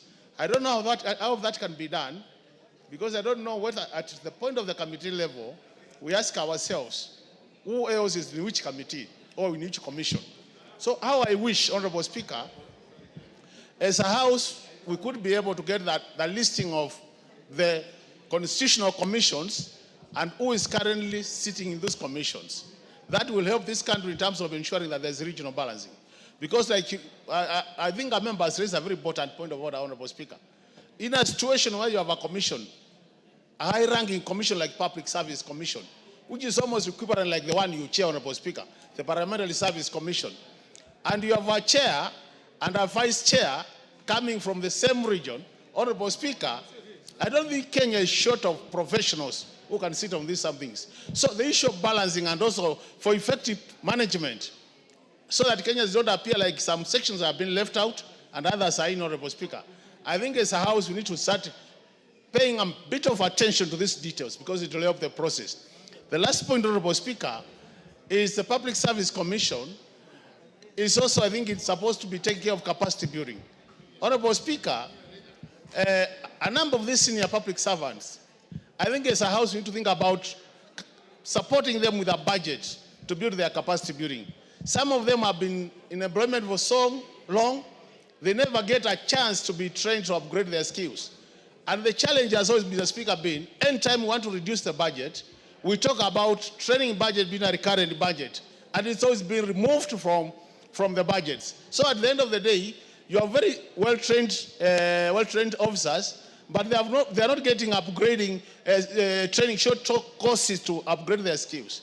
So that's another area as a House. We need to make sure that when we are reducing the budgets, because at the end of the day, Honorable Speaker, we will reduce the budget, that we don't really reduce the budget for training, because this is how you get to improve the skills of these public servants. With those remarks, Honorable Speaker, I support. Russell. Thank you very much, Honorable Speaker. Honorable Speaker, I really want to be brief. First of all, the Public Service Commission is almost the principal commission, constitutional commission, that employs. When we say that the civil service is actually lopsided, it's because Public Service Commission is not doing a good job. Secondly, it is about promotion. In most of the senior cadres, you must appear before the Public Service Commission to get a particular appointment in government. Thirdly, it is about the face of this country. If you don't have somebody in the Public Service Commission, the chances of you getting to a position that you desire is actually very rare, and sometimes it's like walking in the desert. Honorable Speaker, I want to say this as a parting shot. Once this commission is in place, they must visit all parts of this country and get views in terms of what is the representation, why are certain communities not in government. With those few remarks, I say, Honorable Speaker, thank you very much. Daud. Yes. Hold, Daud. Yes, Honorable Chepkonga. Thank you, Honorable Speaker. Honorable Speaker, I see that we have unanimity in terms of the approval. Would I be in order, under the standing orders, Mr. Speaker, that the mover be called to reply or the question be put. Mr. Speaker, you know we have just come out of our recess. And Mr. Speaker, I think it would only be fair that the question be, because we are all in agreement. There's nobody who is opposing. I thank you, Mr. Speaker. I had already given Dawood. Let me have him. Thank you, Mr. Speaker. Mr. Speaker, I'll be brief as well. Mr. Speaker, I want to support the motion. The Vice Chair, Mrs. Mary Kimonye, is my neighbor, and I know she's worked in the public service for many, many years, and she's capable of that. What I want to disabuse the notion by Honorable Wamboka that she comes from the same region with the chair, whereas the chair comes from the central region and Mary Kimonye comes from eastern region. So it's not the same region. Secondly, Mr. Speaker, I want to support the nomination of Major, who was the NTSA DG, together with Mr. Bolu, who has got a vast experience. Mr. Speaker, I just want to ask the new commissioners to put into place my bill, which I brought to this House, which has been passed, Values and Principles of Public Service, to actualize it, what Honorable Raso has talked about. And if they can do that, then they will have done a lot of good. Thank you, Mr. Speaker, and I support. Owen Bayer. We'll give two Thank you, more. Honorable Speaker. Honorable Speaker, I just want to congratulate the members that have been nominated. I also congratulate the committee for a good job, but also to say that I want to thank the President, the appointing authority, for looking at gender. You can see we have 1, 2, 3, 4, almost 5 members that are ladies in this commission. I think that is very good in promoting gender in this country. But also to thank the President for actually giving us a lady from the coast that will stand in the public service. But I also want to say that public service is the engine of government. So they have a duty to ensure efficiency and effectiveness in management of government if they do a good job. If they don't do a good job in terms of recruitment, then they will fail the country. So I want to tell them that they have their cloth cut for them. They need to do a good job so that public service in this country can take off and be that efficient public service that can be respected in the world. I thank you, Honorable Speaker. Members, can we call the mover to reply? I put the question that the mover be called upon to reply. As many as of that opinion say aye. Aye. Those with a contrary opinion say nay. The ayes have it. Karemba. Thank you, Honorable Speaker. I wish to thank the honorable members who have added their voices to this motion and in support of it. Indeed, the committee did its work, and I also wish to thank the honorable members who sat together with me to vet these nominees. Honorable Speaker, I also wish to wish the incoming commissioners and the Vice Chair all the best as they execute their duties as the new commissioners of the Public Service Commission, and hope that they will take this country forward in the spaces that they will be occupying. Honorable Speaker, I am also drawn, my attention is also drawn, like that of Honorable Dawood, to the sentiments made by one Honorable Wamboka. You know, for those of us who come from Eastern region, we always don't like it, Honorable Speaker, when we are referred to as people coming from one region. The Vice Chair comes from the county of Meru, whereas Meru and... Honorable Karemba, you are the chair of the committee. If you now want to delve into the rigmarole of sectarian politics, Honorable Speaker, it is not right. I'm not trying to move into that space. I'm only trying to insinuate that... The good lawyer next to you should advise you. All right. It's not an issue. All right. So, Honorable Speaker, I wish to thank all the members who have added their voices to this motion, and I beg to reply, Honorable Speaker. That is better. Don't be tempted to draw yourself into sectarian politics. Honorable members, I now put the question at order number 11, which is that taking into consideration the findings of the Departmental Committee on Labor in its report on the vetting of nominees for appointment as Vice Chairperson and as members of the Public Service Commission laid on the table of the House on Thursday, 16th January 2025, and pursuant to the provisions of Article 2332 of the Constitution and Section 3 and 8 of the Public Appointments Parliamentary Approval Act, Cap 7F, this House approves the appointment of the following persons to the Public Service Commission. Mrs. Mary Wanjira Kimonye, CBS, Vice Chairperson. Mr. Harun Maalim Hassan, Member. Ms. Mwanamaka Amani Mabruki, CBS, Member. Mr. Francis Major, Member. Dr. Irene Cherotich Asiega, Member. Mr. Boya Molu, EBS, Member. Ms. Joan Andisi Machayo, Member. And Dr. Francis Otieno Owino, CBS, Member. As members of that opinion say aye. Aye. Order, Whip, and Bashir. You cannot be engaging on the floor when the speaker was on his feet. If you stood there and froze, it would have been, but you are chatting away with the good lady from Aldai. Yes, you must maintain studious silence. As members of that opinion say aye. Aye. Will those of the contrary opinion say nay? Nay. The ayes have it. Dr. Nyikal, can you check what Honorable Kajwang has been consuming for lunch? Next order. Order number 12, special motion. Consideration of nominees for appointment as cabinet secretaries. Majority Leader.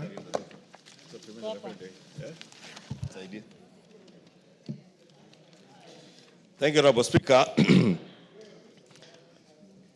Honorable Speaker, you know Dr. Nyikal is a very good medical doctor, and therefore you are very right. He could check what, if there is any problem with the Honorable TJ Kajwang, who we cannot afford to be in this house without. So Dr. Nyikal must ensure he's okay. Honorable Speaker, allow me to move that taking into consideration the findings of the Committee on Appointments in its fourth report on the vetting of the nominees for appointment as cabinet secretaries laid on the table of the House on Thursday, 16th January 2025, and pursuant to the provisions of Articles 152(2) of the Constitution and Sections 3 and 8 of the Public Appointments Parliamentary Approval Act, Cap 7F. This House approves the appointment of the following persons as cabinet secretaries. 1, the Honorable Mutahi Kagwe, EGH, as a minister or the cabinet secretary in the Ministry of Agriculture and Livestock Development. 2, the Honorable William Kabogo, as the cabinet secretary in charge of Information Communications and Digital Economy Ministry.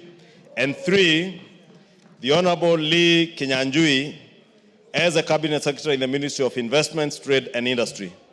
Honorable Speaker, allow me to take this opportunity first to thank you as the chair of the Appointments Committee and all the 20 members of the Parliamentary Appointments Committee who took their time, Honorable Speaker, during the recess to come and vet these 3 cabinet nominees, even as I thank all the members of this House who have heeded to the call for a special sitting today to approve the motions that we've just approved, that of SRC, the Public Service Commission, the ambassadors who are being designated to serve our country in different destinations around the world. And lastly, this motion, Honorable Speaker, to approve these 3 cabinet secretaries to serve in those 3 ministries, Honorable Speaker. Honorable Speaker, having and Kenyans watched as we vetted these 3 cabinet nominees. And these nominees, Honorable Speaker, are not new in the public service. The Honorable Mutahi Kagwe has been a minister right from the Kibaki time when he served as minister for 2 years as minister for ICT, or what was then the Ministry of Communications and Information and Communication, Honorable Speaker. He then served as Minister for Health at a very challenging time during the COVID outbreak, Honorable Speaker. And many Kenyans will remember the Honorable Mutahi Kagwe as a COVID-era minister. And he cut his niche, especially with his very good communication skills, always updating the country on the status of the pandemic in the country, Honorable Speaker. And I remember my own daughter, who was then only 2 years old, whenever he saw either CS Mutahi Kagwe or the then CAS, Dr. Mwangangi, Masi Mwangangi, she would tell me, COVID. And in my house, Mutahi Kagwe was christened the COVID minister. But he did a splendid job during that time, Honorable Speaker, and I'm glad that some of the issues that bedeviled his term, part of it being the COVID billionaire scandal, he was able to be confronted with those questions during the vetting process and adequately or sufficiently answered all the issues that pertained to that time, Honorable Speaker. Honorable Speaker, I'm saying this because all the other nominees, the Honorable William Kabogo Getao is the first governor of Kiambu County, Honorable Speaker. The Honorable Lee Kinyanjui is the second governor of Nakuru County. Honorable Speaker, as much as these two gentlemen never made it back to serve their second terms, during their terms as governors, there are things you could see both in Kiambu County, where I come from, and I say this, Honorable Speaker, knowing that I had run-ins with the Honorable Kabogo when he was governor for Kiambu. And it was nothing ever personal, it was all in the course of business in politics, Honorable Speaker. But I can say today, so far, of all the governors who have served the county of Kiambu in terms of performance, William Getao Kabogo ranks #1 in terms of performance. Second is Governor Nyoro. Of course, the current governor and Governor Waitito, I can't even begin to rank them, Honorable Speaker. The Honorable Lee Kinyanjui, Honorable Speaker, midwifed. I don't know who that is. The Honorable Lee Kinyanjui, Lee Mayan Kinyanjui. Yes, Janet. What's your point of order? Mr. Speaker. Give him the mic.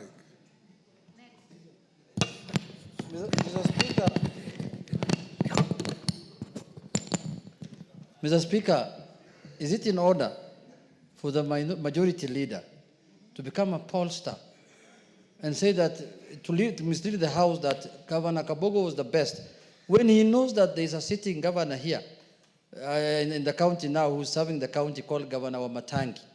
And when I asked him about him, he told me, I don't know that one. Mr. Speaker, when did that change? And has Mr. Wamatangi left being the governor of Kiambu, Mr. Speaker? Mr. Speaker, let's be fair. Mr. Kabogo might have done a good job, but Mr. Wamatangi, can you tell us something about Mr. Wamatangi? Honorable Speaker, I hear my leader of minority, and Honorable Speaker, you know, I am speaking about the nominees in this list. And there are two governors, Governor Kabogo and Governor Lee Mayani Kinyanjui. And therefore, I also said, having knowledge and being a constituent in Kiambu County, I am capable of ranking, not as a pollster, the performance in terms of output and actual performance on delivery of services to the people of Kiambu County. And Governor Getao Kabogo William ranks #1 so far. Governor Wamatangi has time. He's the current governor. He is now competing with Governor Waitito in terms of who will perform better. But so far, Governor Kabogo and Governor Nyoro have done exceptionally well. Honorable Speaker, and you can ask anybody from Kiambu County, they will vindicate me. I'll stand vindicated by the people of Kiambu. The people of Nakuru County also vindicate me when I say, Honorable Speaker, and Kenyans know that Governor Lee Kinyanjui midwifed the ascension of Nakuru County from a municipality into the city that Nakuru County is today. And these are not people, as I said, Honorable Speaker, who are new to public service. They are seasoned politicians, seasoned public officers, and I want to pray and hope that when they take over their offices, whether it is Mutahi Kagwe in the Ministry of Agriculture, whether it is Lee Kinyanjui in the Ministry of Trade and Industry, whether it is Getao Kabogo in the Ministry of ICT, Honorable Speaker, that they will serve all the people of this country with the dedication and commitment that we have seen them serve in the various other capacities that they have served the nation in, Honorable Speaker. Honorable Speaker, there are challenges, both in ICT, Honorable Speaker, with the rollout of the fiber optic cable and ensuring what the Honorable Pukose said during the vetting process, to ensure that the far-flung corners and districts of our country are also connected to the internet, Honorable Speaker. And Governor Kabogo, or now CS nominee Kabogo, if approved by this House, has a challenge to ensure that every corner of this country, Honorable Speaker, has internet accessibility. Not just to ensure that people are getting government services through e-citizen, Honorable Speaker, but also to ensure that Kenyans who are telling that you can finya computer upate $1 can able to work online from any corner of this country. You do not need to be in an urban area to be able to access internet services, Honorable Speaker, but even those in Elwak, those in Karachuonyo, those in far-flung corners of Turkana County, Honorable Speaker, can also be able to access internet services. And I am happy during the vetting process, Governor Kabogo was able to articulate that in those far-flung areas where they cannot be able to get accessibility through the fiber optic cable, he will explore new technology like the Starlink technology that is there to ensure that people are able to access internet connectivity and jobs, Honorable Speaker, and also create some sanity within the digital space, Honorable Speaker. Honorable Mutahi Kagwe has his work cut out, Honorable Speaker, and I'm happy that during the vetting process he was able to very well articulate the challenges that bedevil our agricultural sector, the connectivity between productivity in the agricultural sector, access to markets, and making agriculture profitable to farmers. Honorable Speaker, I am glad that he was able to articulate how he will work and be able to make agriculture profitable, ensure that our country is food secure, and ensure that our farmers access markets, not just for their tea, coffee, milk, pyrethrum, even potato farmers or sugarcane farmers, Honorable Speaker, that are able to access markets and access good prices for their produce, Honorable Speaker. I pray, as I challenge the Honorable Mutahi Kagwe during the vetting, that he will not be swallowed by the cartels that have swallowed even other bigger people, not just in that ministry, but even in bigger offices, Honorable Speaker. You know there are people who are given the responsibility in this country to midwife the access to markets for our coffee farmers and our tea farmers. But they went and became cartels themselves, Honorable Speaker. We have had tales, Honorable Speaker, in this country, where somebody was demanding 3 shillings per kilogram of coffee being exported or being sold out of this country. I want to pray that the Honorable Mutahi Kagwe will serve with the diligence that he served in the ministries that he served before in this agriculture ministry, and with the integrity that we have seen him serve with before. The Honorable Lee Kinyanjui, my good friend from Nakuru County, as I said, did well in Nakuru County, but now he has his work cut out for him. Trade and industry, Honorable Speaker, and the State Department for Investments now fall on his shoulders. And he has rather broad shoulders, and I want to believe that those shoulders of Lee Kinyanjui will be able to carry this ministry to the next level where it ought to be. Honorable Speaker, it is shameful that 20 years ago, or even less than 20 years ago, our country was leading in terms of our percentage of manufacturing as a percentage of our GDP. Kenya in the region, not just in East Africa, but in East, Central, and almost Southern Africa, with the exception of Botswana and South Africa, Kenya had the highest percentage in terms of manufacturing contribution to our GDP. But today, Honorable Speaker, neighboring countries like Uganda, that were largely importing manufactured goods from Kenya, are ahead of us. If you look at the 2023 statistics, Honorable Speaker, Uganda's manufacturing industry has grown to contribute at least 15.65% to their GDP, whereas Kenya's is at a level of about 7.3%. Almost, actually half, or less than half, that of Uganda. When and how Uganda overtook us in manufacturing, Honorable Speaker, is a challenge that Lee Kinyanjui has to reverse that. There is no sector that can create more jobs than the manufacturing sector, Honorable Speaker. And I want to believe with the increased productivity in agriculture, with the good technology and technical skills amongst the youth in this country, Honorable Speaker, if we are able to leverage on that, Honorable Speaker, it is possible then to grow industries and manufacturing that will grow, increase our GDP, Honorable Speaker, and also increase our manufacturing sector's contribution to our GDP almost threefold to at least 20%, Honorable Speaker. We have stagnated about 7% for the last almost 10, 12 years. And time is nigh, Honorable Speaker, and I want to believe that the Honorable Lee Kinyanjui has what it takes, and I have confidence that these three cabinet secretaries, Honorable Speaker, have what it takes to move us to where we want to be as a nation, and in terms of implementing the bottom-up economic transformation agenda.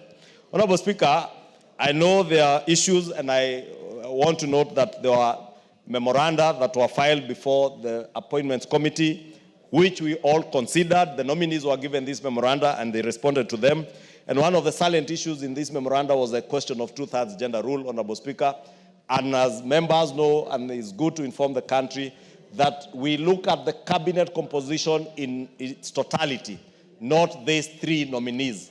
And therefore, Honorable Speaker, in terms of adherence to that two-thirds gender rule, we are doing well, and I want to believe, because there are still slots that are available in the cabinet, to ask the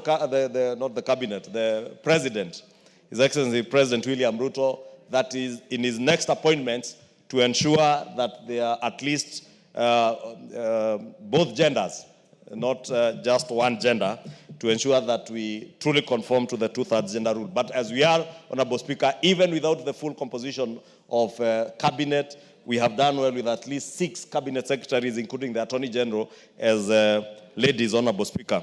Honorable Speaker, in terms of regional balance, it is true, Honorable Speaker, and there are issues that were raised that these 3 nominees, again, hail from one region. And it's true, Honorable Speaker, they all hail from one region. But again, we look at the totality of the composition of cabinet in totality, and you will see that it goes very well with our population numbers. The representation of our communities and various regions in cabinet is well represented, Honorable Speaker. And that also, Speaker, should shut those who, Honorable Speaker, have been intent on inciting the people of this region where these members come from. I know, Honorable Speaker, there are those who have said that Mount Kenya region was being represented in cabinet by people who are not known. But there are people and Kenyans who also deserve to serve in cabinet, Honorable Speaker.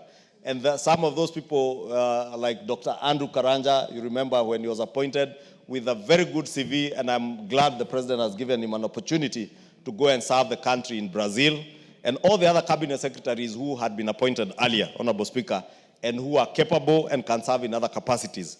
These 3 gentlemen, the Honorable Mutahi Kagwe, the Honorable William Kabogo, and the Honorable Lee Kinyanjui, are not coming in to serve the people of Mount Kenya. Agriculture is not in Mount Kenya. ICT is not in Mount Kenya alone. Neither is trade and industry or investments. These are dockets where they are coming to serve all the people of Kenya as cabinet secretaries. And I want to encourage them to serve the people of Kenya without any regard to the regions they come from, to serve people fairly and equally. Consider the people of Marsabit in agriculture, whether it is in their pastoralist activities, in the livestock department, the State Department is under that ministry.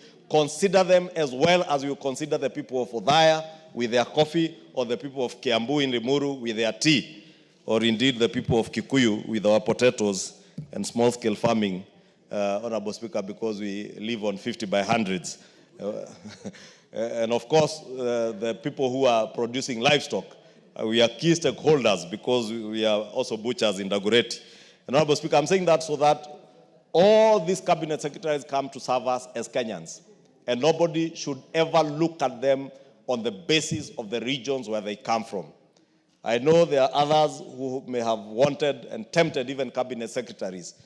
And it is sad, Honorable Speaker, that today we even have cabinet secretaries who get tempted to playing to the public gallery excite emotions on the basis of ethnicity and regions they come from, inciting communities against communities.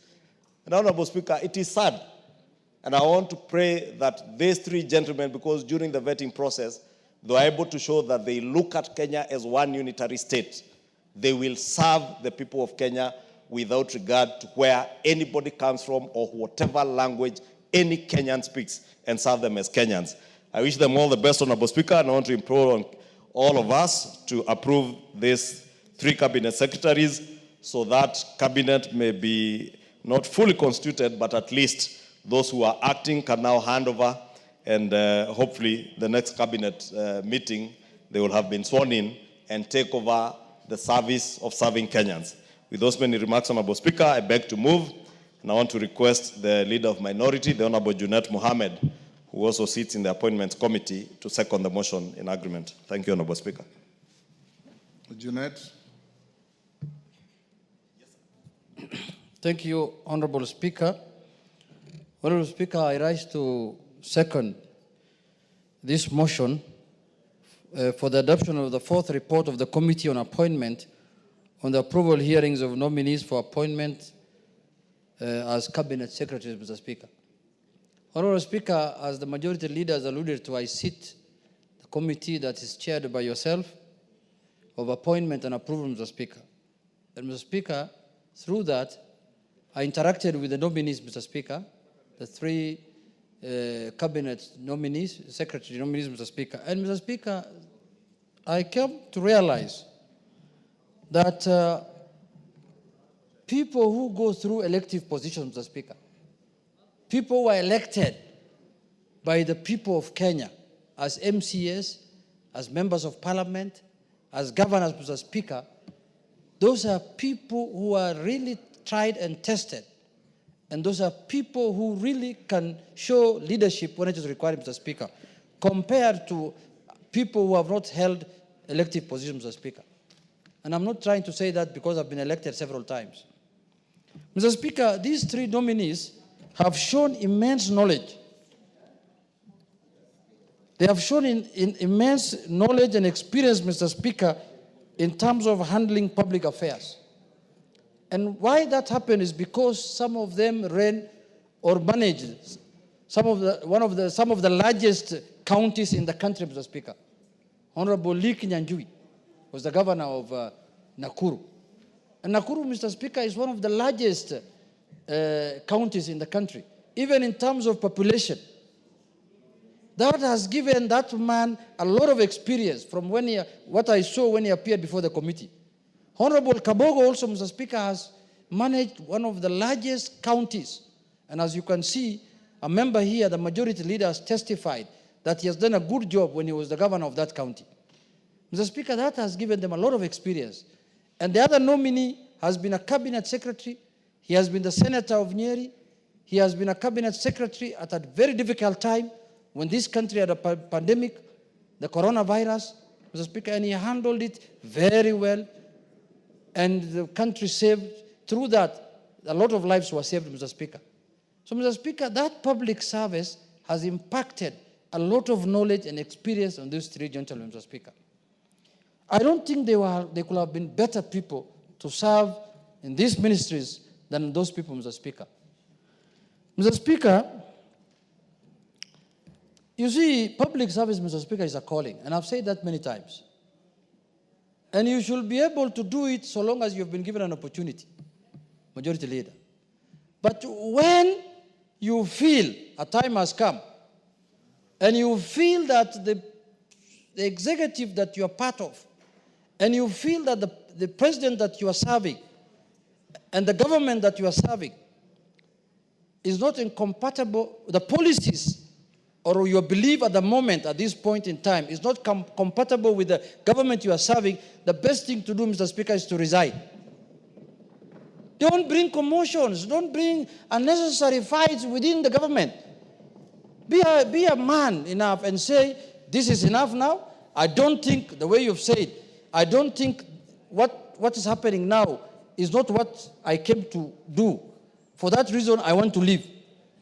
It's only in African societies or in African democracies where somebody disagrees with the policies, disagrees with what's happening in a government, and he still wants to stay there.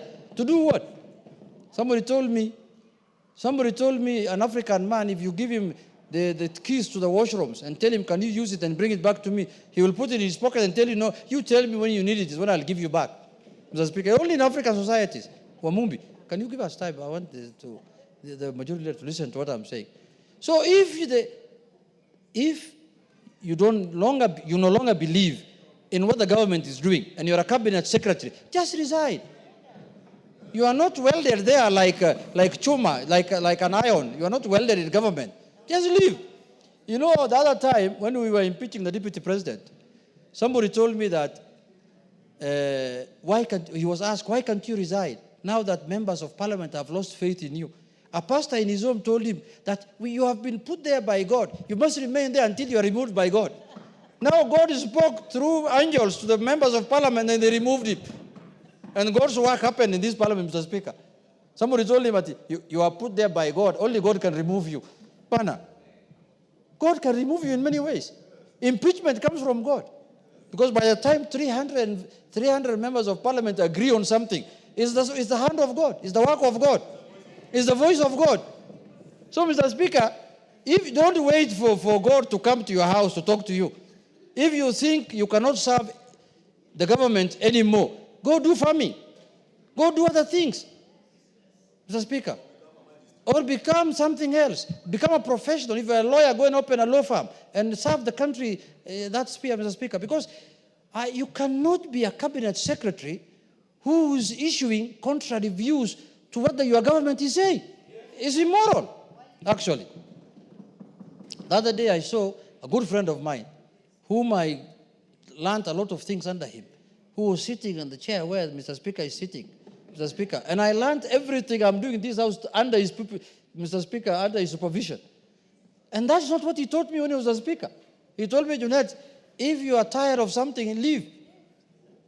But now the same person is now accusing the same people he's serving of many things, and he wants to remain there and stay there, Mr. Speaker. It only happens in Africa. It cannot happen. And targeting communities, targeting people of certain, community, Mr. Speaker. Mr. Speaker, is very unfair. And I am a leader now in this country. Because I'm a minority leader. That's a constitutional office under Article 108. If my son is arrested by police, I should also tell the country why my son was arrested. I can't just say my son was arrested by so and so. Give the reasons why he was arrested. And then why do you wait for 7 months so that you tell Kenyans why your son was arrested? Why don't you tell them the day he was released that my son was arrested, and then you drop names. You say I went to the president and the president told me that I called so and so. My friend, where is this secrecy of oath? It's called what? Oath of secrecy. Why can't you discuss things at that level with the people who are concerned? Now, if you have the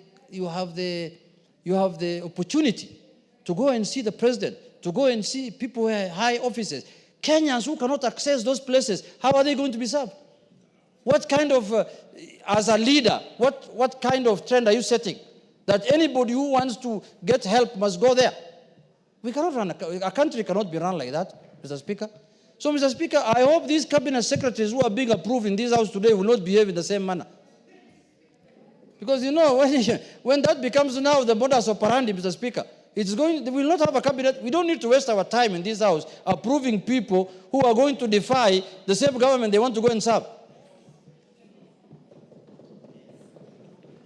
So, Mr. Speaker, I want to say that kind of manners should not be allowed in any society. Because you must be somebody who stands for something. If you strongly feel that what's happening is wrong, leave. People in mature democracies, they live even over something smaller than this. So, Mr. Speaker, coming back to the point, is that I want to say these three gentlemen, Mr. Speaker, whom we are approving today, are not also going to represent certain regions. Cabinet secretaries are appointed to serve the Republic of Kenya. Every Kenyan, Mr. Speaker, deserve their service, Mr. Speaker. If you are going to behave like the way people we have impeached, and then start talking about, you come to my constituency and you bring me salamu from your home, I will just chase you away. Mr. Speaker, dismissal of cabinet secretaries is not only the prerogative of the president. This House has constitutional mandate also to dismiss cabinet secretaries, the way we are approving them. So if you behave in a very tribalistic manner, you behave in an awkward manner, then nothing stops us from filing an impeachment motion and removing you from office, Mr. Speaker. Mr. Speaker, if you believed the people you are saying abducted your son, and the Kenyans, and you took 7 months, Mr. Speaker, to tell Kenyans what happened, who will believe you now? Because, 7 months is a long period of time. I'm sorry to say, I called a police officer, under the privilege of the House. I was told people are arrested over many things. You can be arrested because you are dealing in drugs. You are dealing in money laundering. You can be arrested in many things. Arresting is not abduction. We have to condemn abduction, but we cannot condemn arresting. Yeah. Police officers are paid. They earn salaries so that they can arrest people. That's their work. If I break the law today, they will arrest me. But we must condemn abduction, but we cannot condemn arrest. Arrests are legal. They are legal in our laws for a policeman to arrest me and to arrest anybody else. Mr. Speaker, so I want to emphasize on the issue that cabinet secretaries must serve all Kenyans. If you want to serve your village, go and become an MCA. Don't become a minister or a chief. Like the way I see now, there's a senior chief now who's meeting people in Wamunyoro. Every day they are meeting there. You are now just local chief there, just meeting people there. You expect me to travel all the way from Nairobi to go and meet somebody in that village. What is the name of that village? Wamunyoro. I can't go, Mr. Speaker. So if you want to be like that, just go to your village. But if you want to serve Kenyans, if your desire is to serve Kenyans as a cabinet secretary, then serve all Kenyans, irrespective of their region, irrespective of their community, irrespective of their service, of religion. Yes, member for Madeira. Junet, do you want to be informed? Yes. Yes. Thank you, Mr. Speaker. Especially from somebody from Wamunyoro village, Mr. Speaker. Yes. I want to inform Honorable Junet that Wamunyoro is a very good village in Madeira constituency. And in that village there is a chief who is a very good man who serves people, all the people in dignity. It is only one man, disgruntled, who is meeting people with long beards who don't know where they are going. So let's not discuss Wamunyoro. Wamunyoro is a good village. It's only one man who don't know where he is going or where he is coming from, who is disgruntled and he doesn't know where he is going or coming from. Thank you, Mr. Speaker. Mr. Speaker, I want to thank the Member of Parliament for Madeira for informing me that Wamunyoro is a very good place. I have not visited Wamunyoro yet. I need to pay a courtesy call to him so that I can see how good Wamunyoro is, Mr. Speaker. But Mr. Speaker, why am I using Wamunyoro as an example? Mr. Speaker, I cannot travel from a place called Migori in Wothorumo or Wothogik all the way to Wamunyoro so that I can get government services. I must get government services nationally. The minister must come to my place in Gorjope so that he can serve me in Gorjope, not me to go to Wamunyoro, Mr. Speaker. That is why we retired someone to Wamunyoro. And I'm sending a warning to the cabinet secretaries that if you take the behavior of Wamunyoro, if you want to serve only Wamunyoro people, we will sack you. We will impeach you. You must serve all Kenyans. And if you want to serve only your local people, become an MCA. That's where local people, the ward where people are served, Mr. Speaker. Because, Mr. Speaker, there are people who think they have become cabinet secretary to serve their region, or to serve their community, or to serve their tribesmen. No. Cabinet secretary is a national position. If you want to remain as a CS, you must remain national, Mr. Speaker. And I know these three whom we are approving today, they are experienced. These are people, these are national leaders who have served all kinds of Kenyans, because you know Nakuru, almost every community of this country lives in Nakuru. Even in Kiambu nowadays, because it's becoming an extension of Nairobi, many communities stay in Kiambu, Mr. Speaker. These are the kind of leaders we want to have in cabinet. And let me congratulate the president, Mr. Speaker, because in terms of diversity, I don't think there's a president who has gotten it right more than President Ruto, Mr. Speaker. Very few communities now are not on the table of the cabinet, Mr. Speaker. All communities are almost there, Mr. Speaker. Anywhere, any county of almost has a representative now in the cabinet or in the executive for that matter. That is the kind of country we want to build. That is why ODM has sent experts to the broad-based. And we have more experts to send, Mr. Speaker. That's why we want to send more experts to government so that diversity can be felt, that diversity can be achieved. But the ones who want to retire to their village in Kanyambora, those ones should let Kenyans do other things, Mr. Speaker. If you want to become the chief of Kanyambora, just go and become the chief of Kanyambora. Don't bring issues here. Oh, so-and-so abducted my son, so-and-so did. No. Just go and, that will be another Munyoro Center. Just go to Kanyambora Center and stay there, Mr. Speaker. With those few remarks, Mr. Speaker, I support. Order, take your seat, Owen. Honorable members, I'll now propose the question at order number 12, which is that, taking into consideration the findings of the Committee on Appointments in its fourth report on the vetting of the nominees for appointment as cabinet secretaries, laid on the table of the House on Thursday, 16th January 2025, and pursuant to the provisions of Article 152(2) of the Constitution and Section 3 and 8 of the Public Appointments Parliamentary Approval Act, Cap 7F, this House approves the appointment of the following persons as cabinet secretaries. 1, Honorable Mutahi Kagwe, AGH, Agriculture and Livestock Development. Honorable William Kabogo, Information, Communication and the Digital Economy. Honorable Lee Kinyanjui, Investments, Trade and Industry.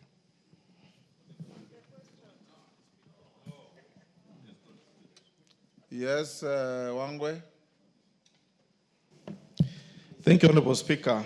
Honorable Speaker, allow me to first and foremost support this motion of consideration for the appointment of the cabinet secretaries. And Honorable Speaker, thank the President for taking his time and getting the right candidates for this position. Honorable Speaker, I have a view that the three candidates, and I will enumerate in particular the Honorable Mutahi Kagwe, whom I happen to have interacted with prior to this appointment. And Honorable Speaker, I find Honorable Mutahi Kagwe as a very strong candidate for this appointment and feel the performance he displayed, Honorable Speaker, during his position as the Cabinet Secretary in charge of health shall follow suit. The only thing I would wish to comment and recommend to the Cabinet, to the Honorable Mutahi Kagwe, is, Honorable Speaker, to know that all of us are looking forward to him to put agriculture as a sector in order. We want to see, Honorable Speaker, a situation where the aspiration of the President to make sure that sugarcane farmers, Honorable Speaker, are able to earn bonus be fulfilled, Honorable Speaker. We want to see a situation, Honorable Speaker, that the brokers in between, the people who would want to affect the chain of distribution in terms of agriculture, Honorable Speaker, is dismantled. We want to see, Honorable Speaker, that Honorable Mutahi Kagwe puts his foot down to see that, Honorable Speaker, we don't get fertilizer that is in doubt. Let the government agenda, Honorable Speaker, to give us the fertilizer at 2,500 be implemented and even come more lower. But, Honorable Speaker, we get the right fertilizer for our input. Honorable Speaker, we want to see that the marketing of our product in terms of how to sell it and where to sell is opened more, wider and wider, so that, Honorable Speaker, we see as farmers all what is good to be implemented. And, Honorable Speaker, I want to thank to say that we are now implementing the Sugar Bill, Sugar Act, and I would want to request the Honorable Mutahi Kagwe, should this House consider and approve his nomination, Honorable Speaker, let him make sure that he concludes what has been started, so that, Honorable Speaker, we get the sugar sector be very much independent and implemented. Honorable Speaker, speaking on Honorable Liki Nyanjui, I had a privilege of working with him, Honorable Speaker, especially during the previous campaigns, and I found, Honorable Speaker, Honorable Liki Nyanjui as a very astute member of any organization. And him, Honorable Speaker, having been a governor, it's important. I thank him and say, Honorable Speaker, the docket that he's being bestowed on investment, trade, and industry is not a small docket, Honorable Speaker. It's a docket that balloons the economy of our country. All what we manufacture, Honorable Speaker, must get the destination, and all what is possible to invest, Honorable Speaker, any small-scale person relies on this docket, Honorable Speaker. We want to see him working hand in hand with the National Treasury to open up the sectors that we need to supply our products. Let us open up the industry the manufacturing sector, so that, Honorable Speaker, we don't just say we want our youth to get employment. Let our youth, Honorable Speaker, get very good employment, especially where foreigners and those people with money can invest in good industries to add value on our produce. As an agricultural economy, Honorable Speaker, we must have where to add value to our produce, and that is where Honorable Liki Nyanjui is going to come in. Honorable Speaker, on the front of ICT, under the Honorable William Kabogo, I don't have a benefit of having worked with him, but having felt him as a governor of Kiambu. He was a forthright, and as well as a member of this House, Honorable Speaker, you could see, I went to the Hansard, and you could see, Honorable Speaker, how astute Honorable Kabogo was on the floor, and how astute, Honorable Speaker, he could force and push issues. We want him, Honorable Speaker, to push that Kenya moves to the next level of ICT. Let us not just be manual, mechanical, rather, Honorable Speaker, move to the next global frontier. Honorable Speaker, we must look at the issue of the internet supply. We must look at the issue of communication. We must look at the issue, Honorable Speaker, that internet is not meant for disabuse. Honorable Speaker, internet is meant for communication. It's not meant for ridicule.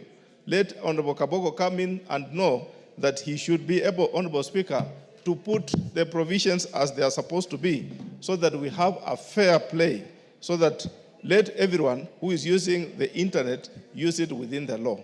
It's not an issue of the youth. Many a times, Honorable Speaker, people have said the youth are abusing the internet. That is wrong.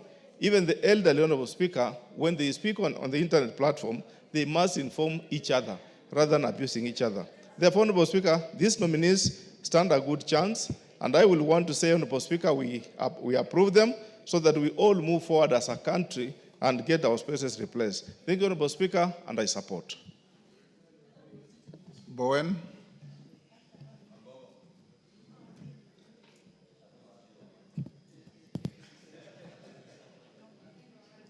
Give Kangogo the...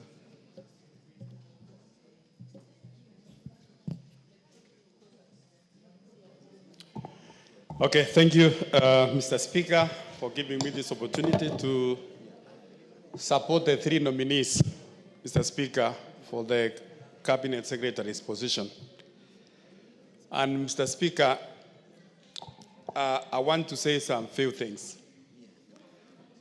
Starting with the Honorable Kagwe, Mr. Speaker, I want to support this nomination as a Cabinet Secretary.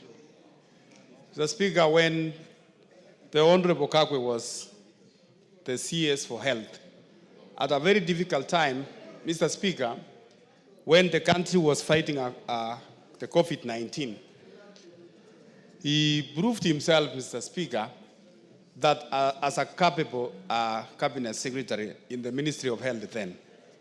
And Mr. Speaker, I want to ask the Honorable Kagwe as he moves to the Ministry of Agriculture. The agriculture is the backbone of our economy as a country. And Mr. Speaker, in the last few months, the Ministry of Agriculture has been on the wrong for many things, especially the fertilizer. Mr. Speaker, the harvest which we currently many farmers harvested some few months ago. Some of them were affected because of the fake fertilizers which was there last year. Mr. Speaker, we want to ask the CS nominee that as he takes over the ministry, once he's approved by this House, to make sure that the Ministry of Agriculture becomes the backbone, Mr. Speaker, and supports the farmers of this country to produce enough for this country. There is no need, Mr. Speaker, when we have almost majority of Kenyans, 90% of our people, they are farmers, and they are getting a little support from the government. Mr. Speaker, the issue number 2, the cartels we have in Ministry of Agriculture, they are quite a number. You will find that farmers, there are so many middlemen.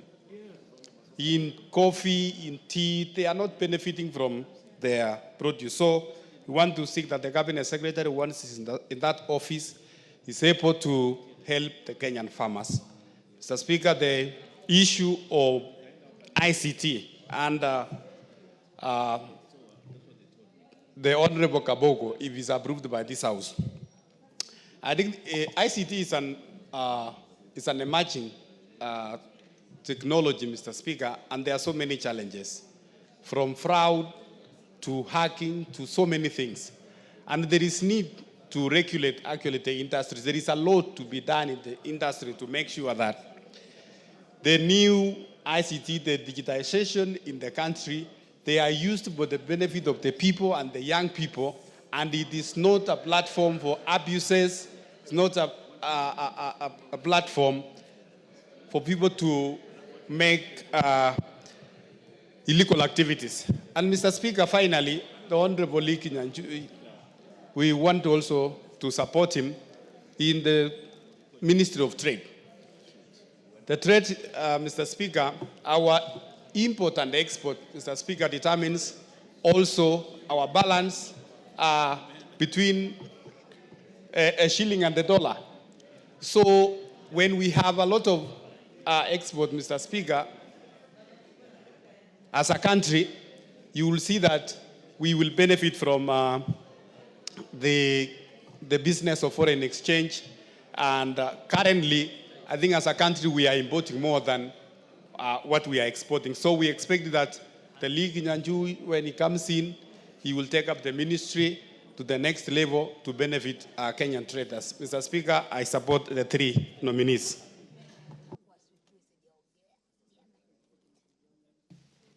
Yes, Irene Mayaka.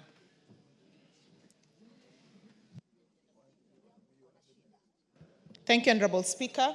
Honorable Speaker, I also take this opportunity to support the nominations of the 3 appointees, being the Honorable Mutahi Kagwe, the Honorable Lee Kinyanjui, and the Honorable William Kabogo. Honorable Speaker, these 3 all have one thing in common. They have a wealth of experience. They each have done unique things within the sphere of their previous appointments that make them exceptional.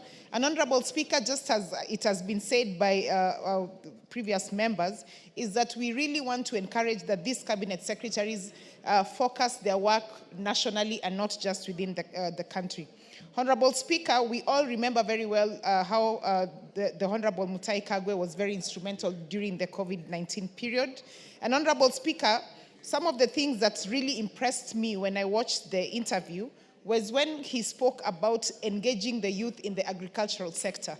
Because, Honorable Speaker, we are a country that is largely agricultural, but our young people are not interested in that space. And some of the ideas that he did share in terms of how he would engage the youth in this space was very impressive. Honorable Speaker, the other thing that the Honorable Mutahi Kagwe spoke about was the use of AI technology within our weather and agricultural space, which is something that is very progressive. It is being used in other countries, and it's very enlightening and very exciting to hear that a cabinet nominee for agriculture is actually talking about engaging AI in terms of the weather checks and also the increasing our agricultural produce.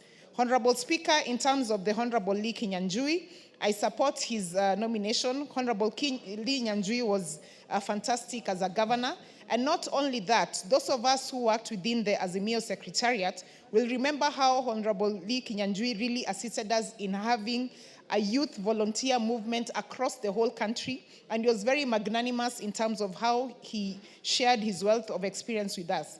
Honorable Speaker, and finally the Honorable William Kabogo, when his nomination was announced, someone asked me why they would take someone like William Kabogo in the ICT space.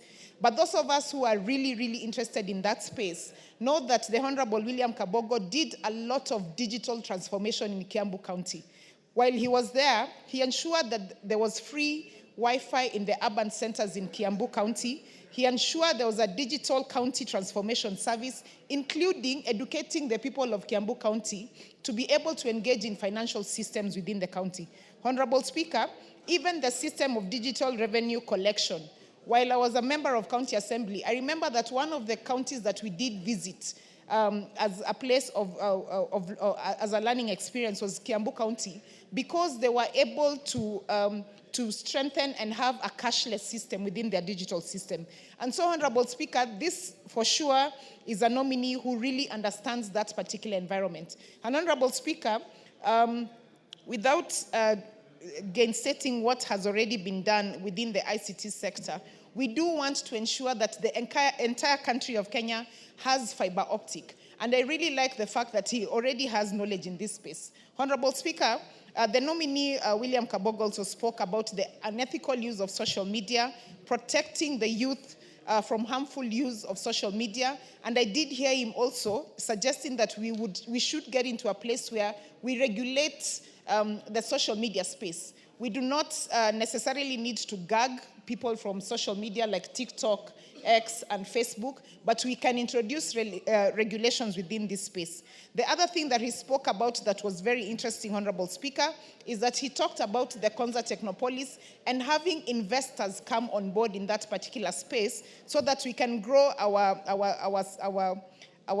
Technopolis space. Honorable Speaker, the only thing I just want to say and encourage, and this is also because we are saying now that we want our cabinet secretaries to work for the whole of Kenya. It is my wish that the executive would actually have a rotational basis where 2 weeks in every month, the cabinet secretaries can actually go to different parts of this country and work from there, so that they can understand what Kenyans are going through. They can understand the different spaces that their ministries and dockets are engaging on. And then that way, they'll be able to serve all Kenyans very well. We don't have to have cabinet secretaries being confined in Nairobi in the headquarters. I wish they would actually rotate and go everywhere. With those very few remarks, Honorable Speaker, I wish to support the nominations. I thank you. Wamumbi.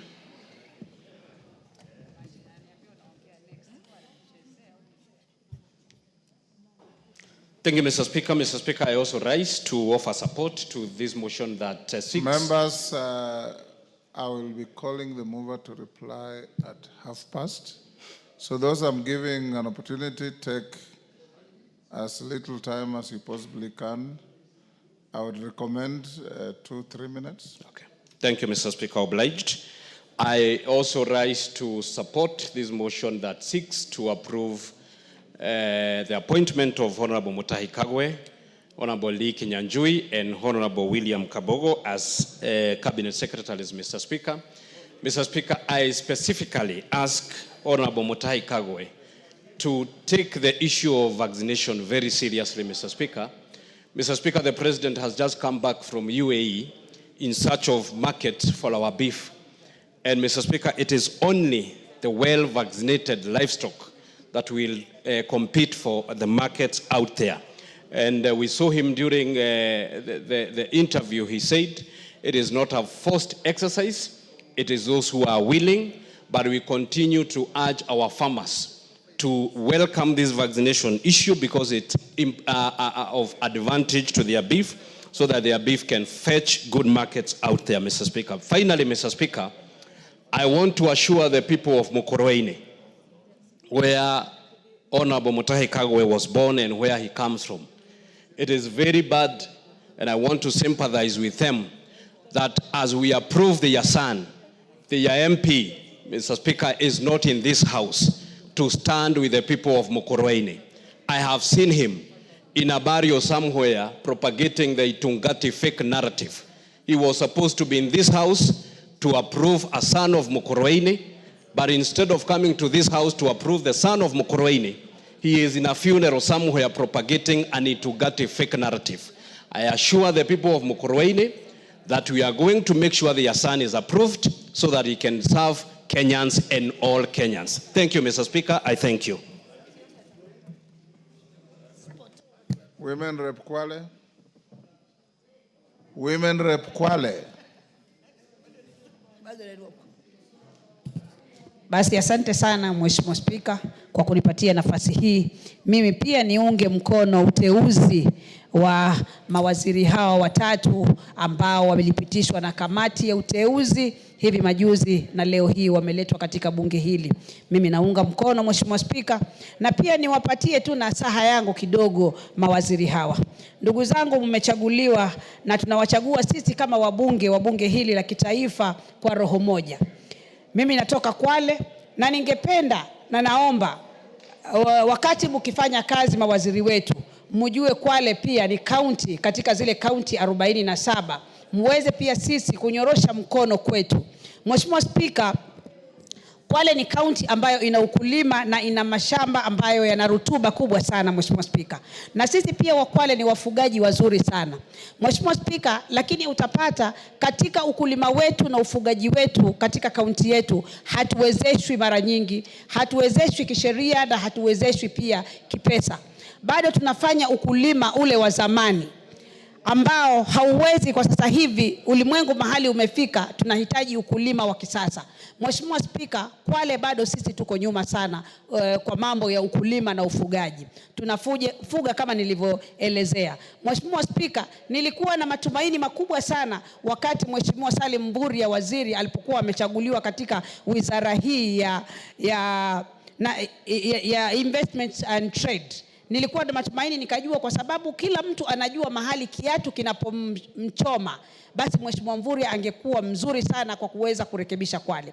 Lakini kwa sababu hawa pia ni Wakwale, ni Wakenya wenzetu, nasema nawapatia kongole, lakini waangalie sana Kwale. Sisi hatuna viwanda. Best Titanium imeenda inakufa, hiyo imekwisha mambo yake. Tuna Ramisi Sugar ile Kwale Sugar Factory. Hatuwezi kusema tuna kampuni ya sukari Kwale. Hatuna viwanda kabisa ndani ya Kwale. Kwa hivyo mimi naomba nasaha yangu mawaziri, mnapoingia mjue Kwale pia ni katika zile kaunti 47 na muweze kutunyoroshea mkono. Asante sana Mheshimiwa Spika, sitaki niwe mrefu sana. Naunga mkono uteuzi wa mawaziri hawa Mheshimiwa Spika. Martin Owino.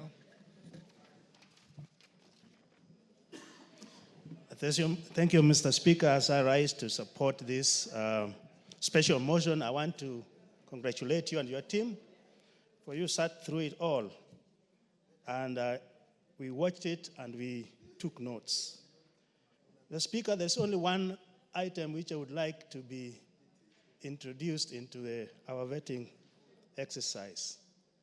In this House, we did pass that we have quarterly reports from our ministries. How I hope that those reports, if it's somebody from a ministry like a cabinet, Kagwe, we would have that report from the department to tell us how he performed in that section. And also that report will help the majority leader in his report so that he can reference it. The same with others from the two gentlemen from the Senate.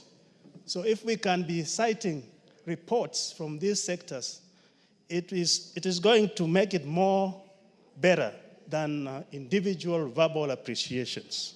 Other than say that the three nominees impressed me much. As a member of the departmental committee on health, I want to say Honorable Kagwe has a competency, and I know he will do a good job. I just want him, when he gets there, if approved, so that he can start with some things which are really bothering Kenyans. Having come from the Ministry of Health, he values health. The issue of pesticides, Mr. Speaker, is causing a lot of harm to our people. As we speak, over 310 products of pesticides are used in this country.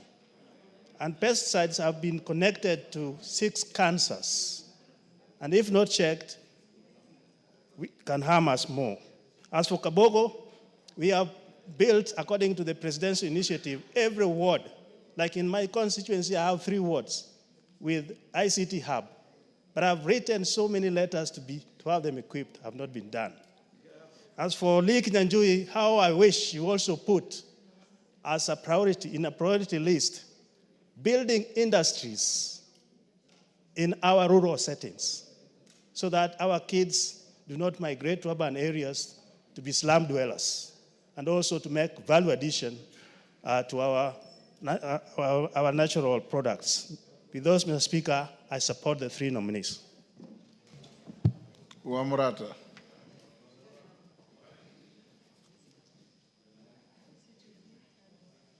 Give her the mic.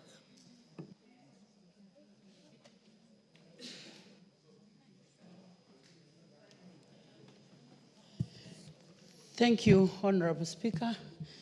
I also stand to support the approval of the 3 honorable members of this country that bring in a wealth of experience from the past times that they have worked for this nation. I personally want to first congratulate the 3 of them for getting this opportunity and being approved to serve this country. And I also want to echo the words that were said by our ML over the Minister Kagwe, who was at during the COVID time, the Minister for Health, and he brought in a whole wealth of experience to a point that he was able to identify with even all the children in the country, that even the young children had a name for him. And I remember one child who used to call him Mutuenu wa Corona, because he had spoken about COVID until even the children had come to understand. The other thing is that he very well coordinated with the young people, and especially in his quotes, not forgetting the quote that he had, that if we continue treating this disease normally, it is going to treat us abnormally. And I want to request Honorable Kagwe to come with the same great slogans to the young people, so that he may be able to teach them agriculture and enable them to understand that agriculture is also a way of earning a living, whereby we have our young people who still don't believe that agriculture is a way of earning a living. And if he comes with the wealth of experience that he has, I want to believe that our children are going to identify with him. I also want to congratulate the Honorable William Kafogo, who comes from the county that I represent, the county of Kiambu, and Lee Kinyanjui, who too also come with the wealth of experiences, considering that both of them have served as governors in very densely populated counties that are cosmopolitan. And I really want to thank the President for considering these 2 people who have served with Kenyans and served in counties that have a population of all the communities in this country. And so we want to believe that as they come in, they will come to serve Kenyans and not their region. I also want to believe that Honorable Kafogo will be able to handle the issue of ICT.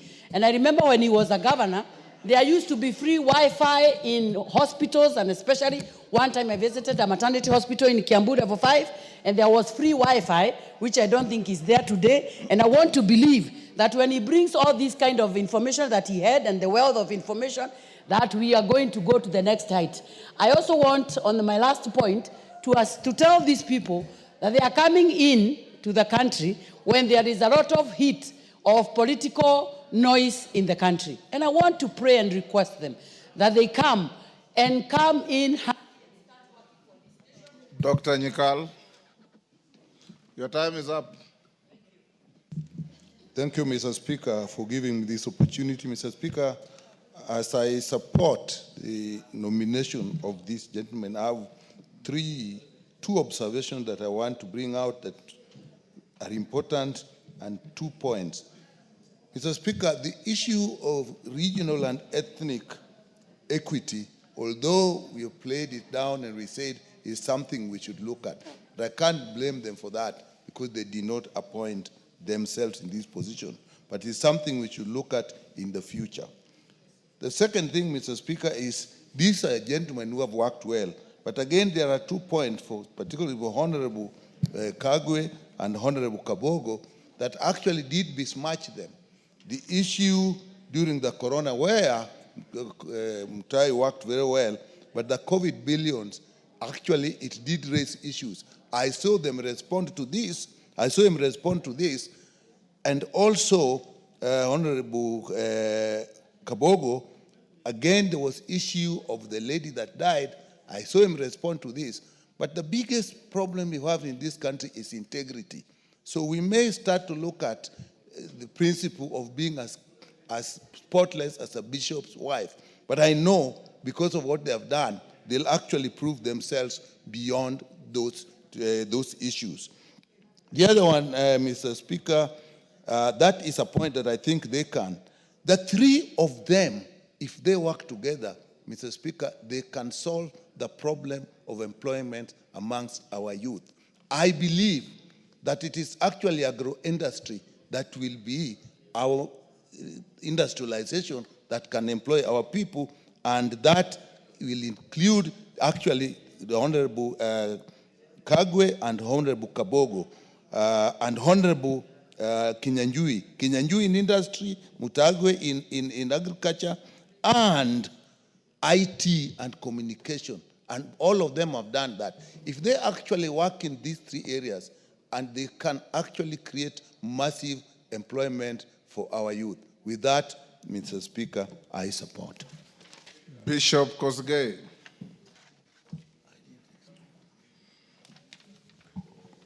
Thank you, Mr. Speaker.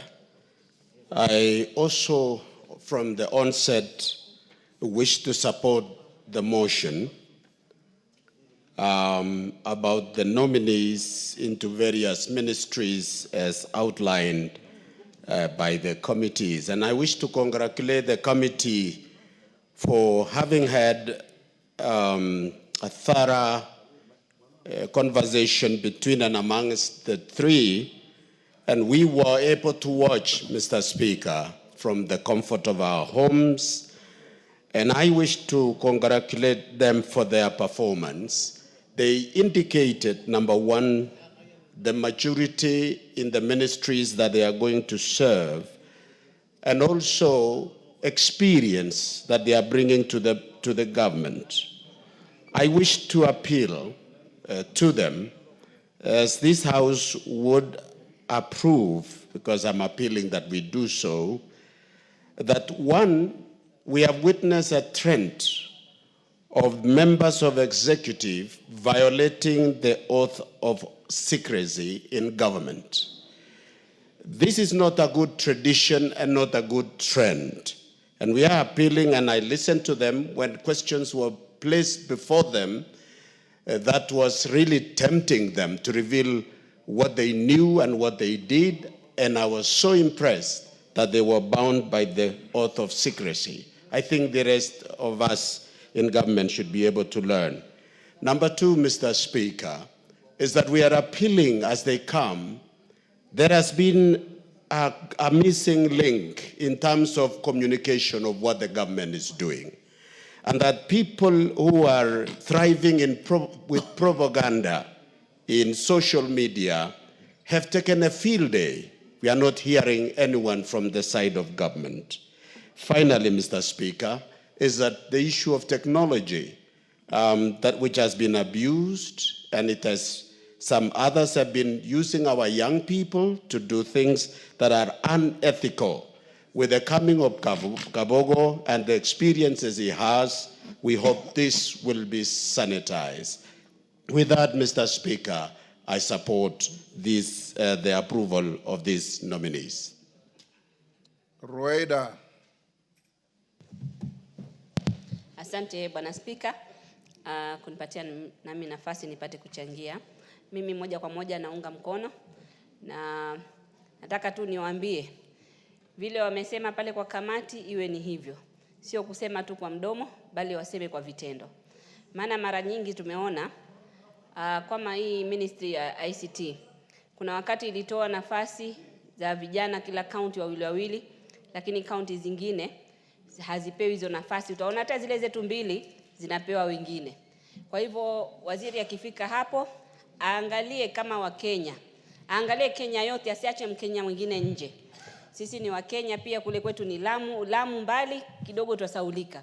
Kwa hivyo atuzingatie na atumie ile affirmative kufikiria na kusaidia watu walioko mbalimbali. Si lazima Lamu peke yake, lakini Wakenya wote kwa jumla. Niambie pia waziri wa ukulima ajue sisi samaki iko katika ukulima. So asiangalie tu upande wa ukulima peke yake, angalie mifugo na angalie pia samaki.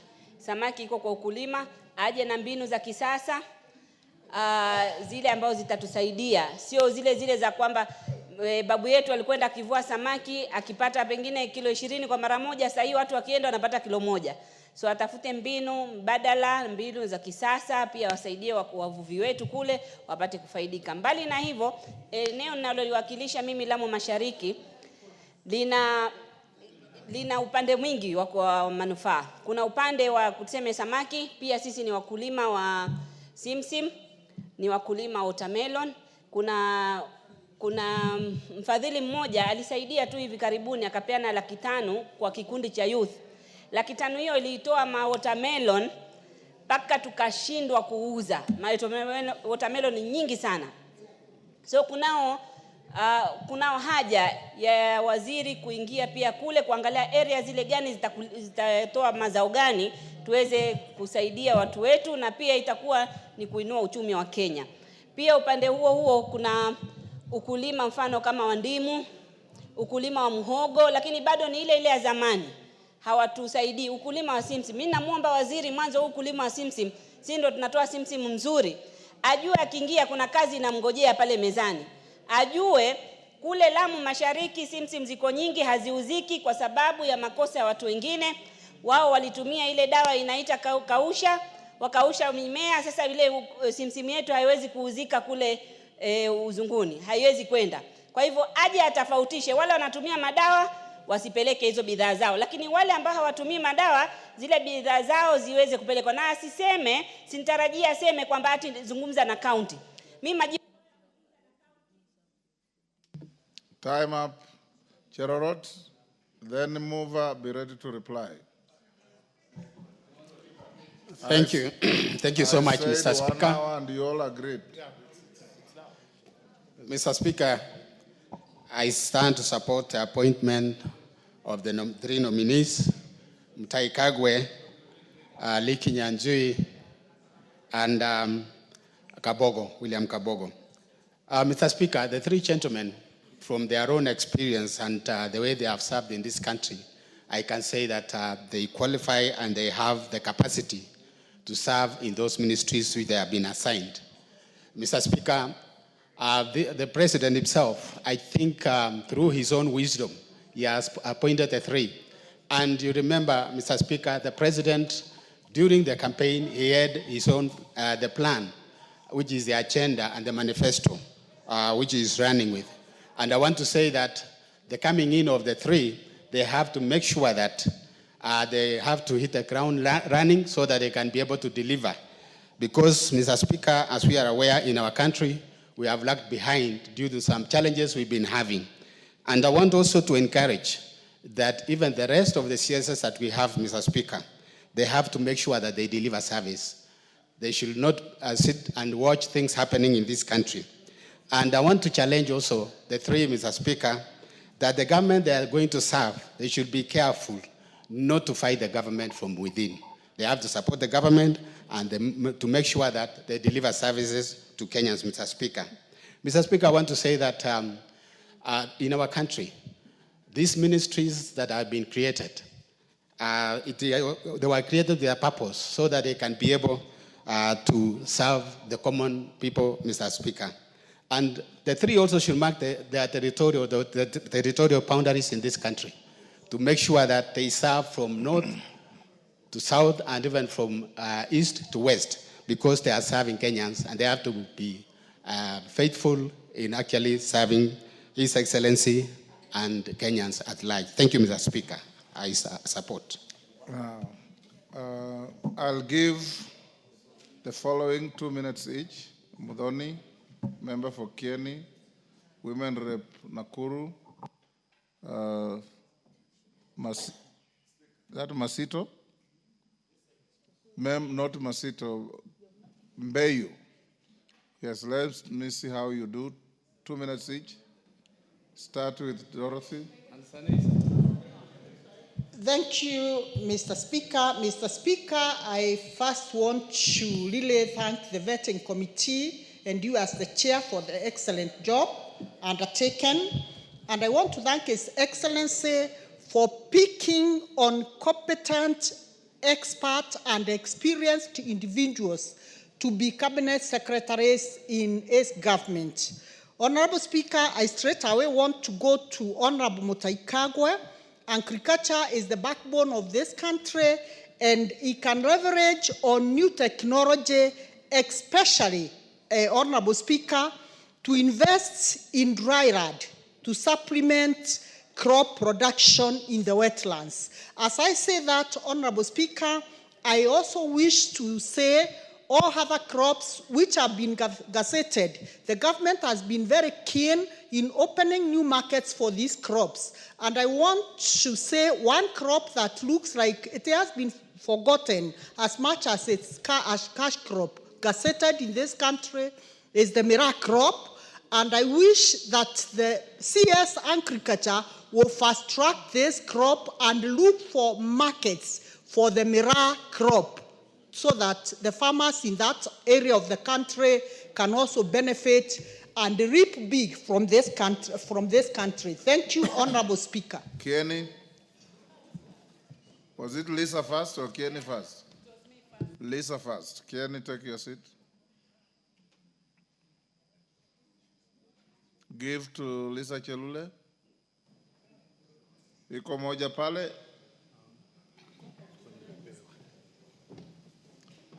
My clerks, why are you misfiring today? Asante sana Bwana Spika kunipatia nafasi pia nichangie kwa mjadala ambaye imeletwa katika National Assembly na Majority Leader wetu. Na nataka kuchukua hii nafasi kupongeza Rais kwa kuteua hawa watendakazi watatu na wengi ambayo tuliwapitisha asubuhi. Napongeza Rais kwa niaba ya watu ya Nakuru. Bwana Spika, nataka kuongea juu ya Waziri Mutahi Kagwe ambaye tulifanya kazi na yeye katika Senate na namjua kwa utekelezi yake ya kazi.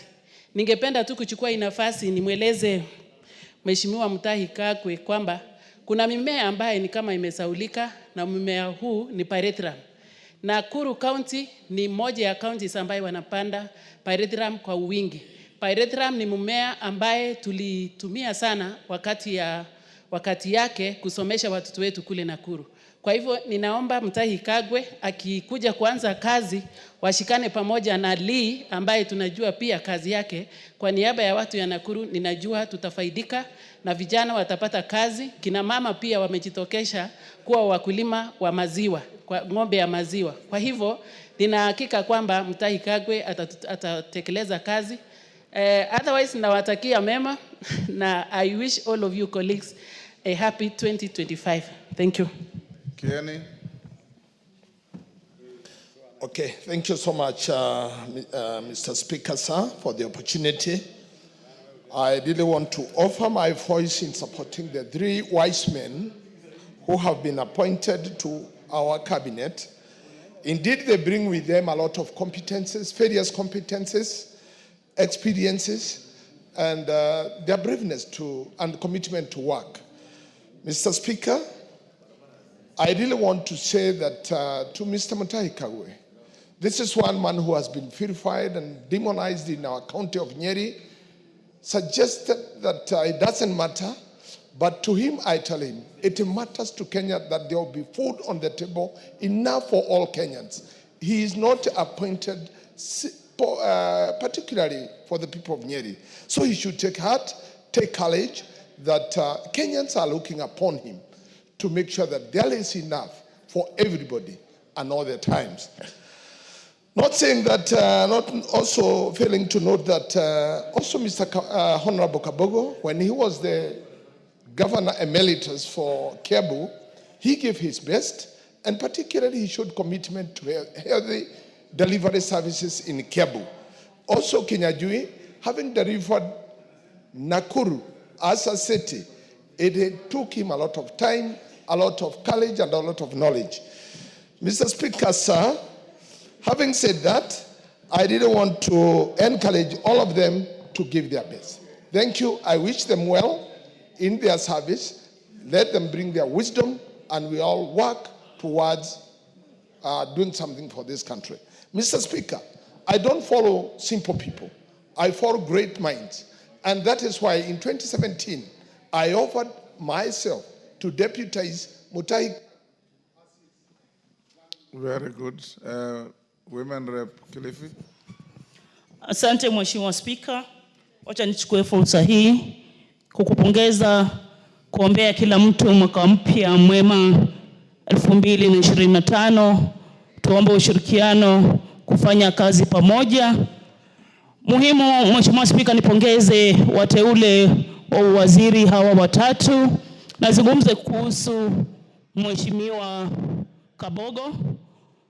Sijafanya kazi vizuri karibu naye, lakini kwa sababu ameletwa katika wizara ya mambo na dijitali, ni ombi langu kwake kuwa ataweza kushirikiana na Wakenya wote na hasa vijana, ambapo anaingia wakati vijana wako vizuri kidijitali, na hatutataka wawe wataendelea kutumia mitandao vibaya.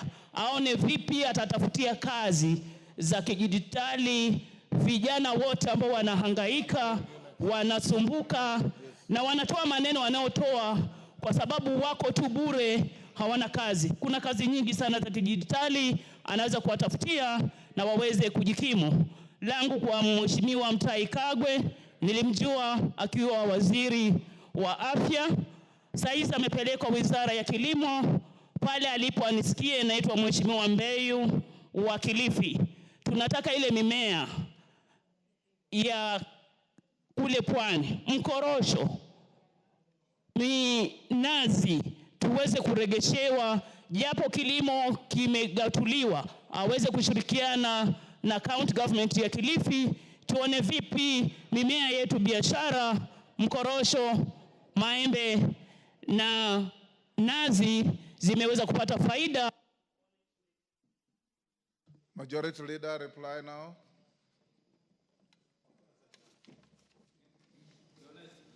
You all agree that we assign 1 hour to each of these motions. Thank you, Honorable Speaker. Honorable Speaker, allow me to take this opportunity first to thank all the members for the contributions and for their support to these nominees who are vetted under your chairmanship, Honorable Speaker. Honorable Speaker, in reply, let me just say I've listened to many of the contributors and their sentiments, and it's important, Honorable Speaker, to re-emphasize that as many of the contributors to this motion have said, cabinet secretaries come into office to serve all the people of Kenya and the government of the day, and they serve not just the regions they come from, Honorable Speaker.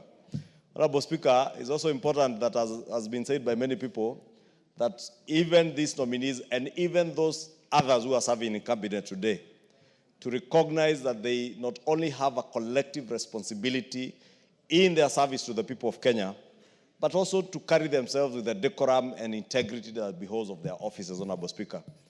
If any of our cabinet secretaries feels that the president has reassigned them to a ministry that they think is lower than whichever other ministry that they were in, Honorable Speaker, the honorable thing to do is, if you feel the ministry you are serving in is too small for you and you're too big for that ministry, simply resign. If you think, Honorable Speaker, that you are reassigned to a ministry where you are not able to extort money from people as you used to extort in any other, Honorable Speaker, and you can't say to the public, and you now want to pretend that you are holier than thou, and we know you, and you know if you are about to be fired, don't pretend that you are either resigning or asking to be fired. Honorable Speaker, just go. And it is not just those who are serving, even these ones that we are approving today. This House will oversight all these cabinet secretaries without regard as to where they came from, what political affiliation they are coming from, because, Honorable Speaker, in the spirit of the broad-based government, we have cabinet secretaries who are serving this country who were not part and parcel of the Kenya Kwanza campaign trail. But the country is bigger than Kenya Kwanza, Honorable Speaker. The country or the government of the day serves all Kenyans, Honorable Speaker. And I must commend the President for seeing beyond his political party, for seeing beyond the coalition that he campaigned under, Honorable Speaker. Honorable Speaker, I must commend the cabinet secretaries who came from ODM. The Honorable John Buddy, the Honorable Pio Andai, the Honorable Joho, the Honorable Oparanya, even the Honorable Askul. These are cabinet secretaries who are serving this country with diligence, with integrity, and with commitment to the people of Kenya. You do not serve as a cabinet secretary to serve the president of the day. You serve the people of Kenya. It is Kenyan taxpayers who pay your salary. Serve with honor, serve with diligence, serve with the commitment that you have served in for these three nominees, Honorable Speaker. And even those cabinet secretaries who are in office today, Honorable Speaker, as we continue to oversight them, let me say we will oversight them. But let me also say we will not waste any more of our parliamentary time to impeach a cabinet secretary. Honorable Speaker, cabinet secretaries are not people to waste our time with. The honorable thing for a cabinet secretary who feels they have failed on their job, or they are too big for the current job that they are holding, is to resign.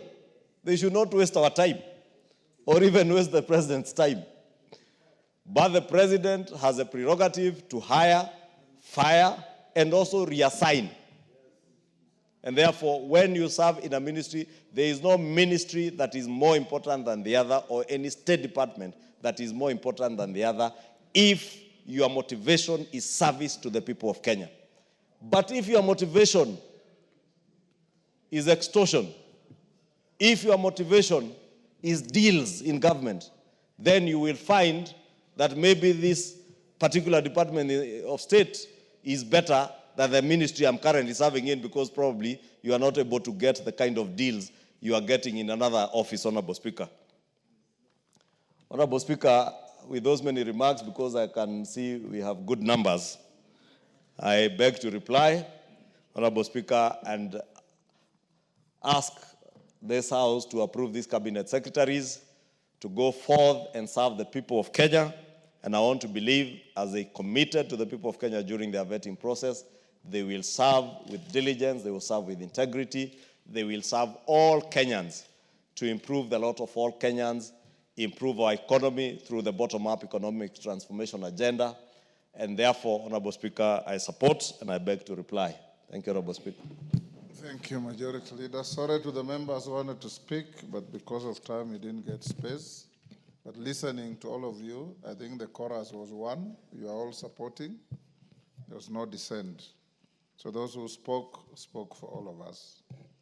I'll now put the question at order number 12, which is that taking into consideration the findings of the Committee on Appointments in its fourth report on the vetting of the nominees for appointment as cabinet secretaries laid on the table of the House on Thursday, 16th January 2025, and pursuant to the provisions of Article 152(2) of the Constitution and Section 3 and 8 of the Public Appointments Parliamentary Approval Act, Cap 7F, this House approves the appointment of the following persons as cabinet secretaries: Honorable Mutai Kakwe, AGH, Agriculture and Livestock Development; Honorable William Kabogo, Information, Communication and the Digital Economy; Honorable Lee Kinyanjui, Investments, Trade and Industry. As members of that opinion say aye. Will those of the contrary opinion say nay? The ayes have it. Next order.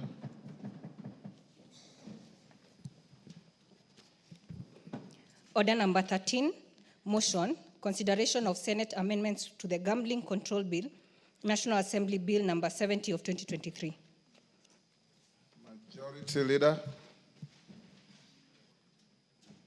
Thank you, Honorable Speaker. Honorable Speaker, this is a very Short motion, Honorable Speaker. And Honorable Speaker, I beg to move that, I'm looking for the supplementary order paper.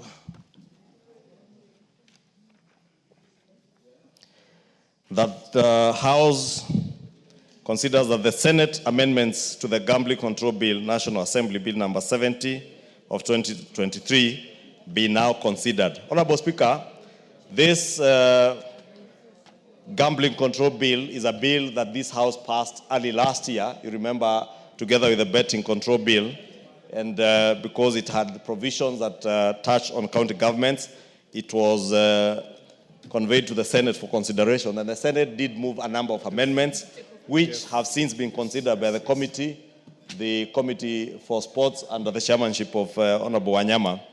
And Honorable Speaker, the committee in its report which they tabled towards the tail end of the last session recommended that we object or we reject all the Senate amendments, Honorable Speaker. And many of the amendments, Honorable Speaker, that are being amended, that were amended by the Senate and which the committee has proposed that we reject, counter to the provisions of articles of the Constitution touching on the different functions of the two levels of government between the national government and the county functions. They are also contrary to the provisions of Article 109 of the Constitution on the exercise of legislative powers. Honorable Speaker, maybe for clarity, Article 109, Honorable Speaker, says that Parliament shall exercise its legislative power through bills passed by Parliament and assigned to the President. And Parliament in this instance means both chambers of Parliament. But any bill may originate from the National Assembly. 3 says that a bill not concerning county government is considered only in the National Assembly and passed in accordance with Article 122. And because this bill did concern counties, that is why it was not only considered by the National Assembly alone, and we took it to the Senate. 4 is that a bill concerning county governments may originate in the National Assembly, like this bill, or the Senate, and is passed in accordance with Articles 110 and 113, 122 and 123 of the standing orders. And 5, a bill may be introduced by any member or committee of the relevant House of Parliament, but a money bill may be introduced only in the National Assembly in accordance with Article 114. Honorable Speaker, many of the amendments that were inserted into this bill from the Senate are amendments that touch on or that had a money bill effect, and therefore making this bill, which originally was not a money bill, a money bill.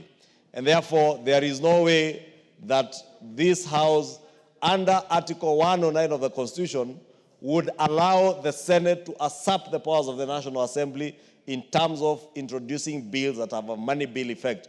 Because, Honorable Speaker, it is the Constitution that says that only the National Assembly may consider bills that have a money bill effect.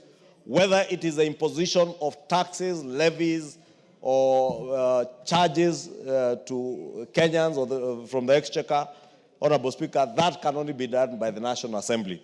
And therefore, many of the amendments, Honorable Speaker, that you will see that were done by the Senate touched on imposition of taxation, imposition of levies, imposition of penalties and charges, things that can only be done by this House, Honorable Speaker. And I know, Honorable Speaker, there are people in the Senate who thought that it's an ingenious way of introducing such provisions, then take this bill to mediation to consider these bills. And Honorable Speaker, I want to implore on you, when and if we reject these amendments and we go into mediation, all the clauses that touch or have a money bill effect, Honorable Speaker, I would beg that you do ask the House or the mediation committee not to consider those clauses, because it will be unconstitutional. Completely unconstitutional, Honorable Speaker. 2, Honorable Speaker, besides those provisions being unconstitutional having been introduced in the Senate, it is also not possible to re-legislate on certain things that we have already legislated on. Towards the tail end of the last session, Honorable Speaker, we legislated on the Tax Procedures Act bill, which is now an Act of Parliament. we legislated on the tax amendment bill, which is now an act of parliament. Some of the provisions that the Senate had amended to in this bill are covered under the Tax Amendment Act of 2024, and therefore reintroducing the same clauses in this bill, Honorable Speaker, again will be unprocedural, against our own standing orders, unconstitutional, illegal, null and void. And therefore, I would beg that, Honorable Speaker, when you are making your determination on the clauses that will be mediated on, you do direct that the mediation committee, when we form one, ceases or does not consider some of these provisions that are unconstitutional and have already been legislated on, especially touching on the money bill provisions, Honorable Speaker, because we cannot allow the Senate as a lower house to take over the mandate of the upper house.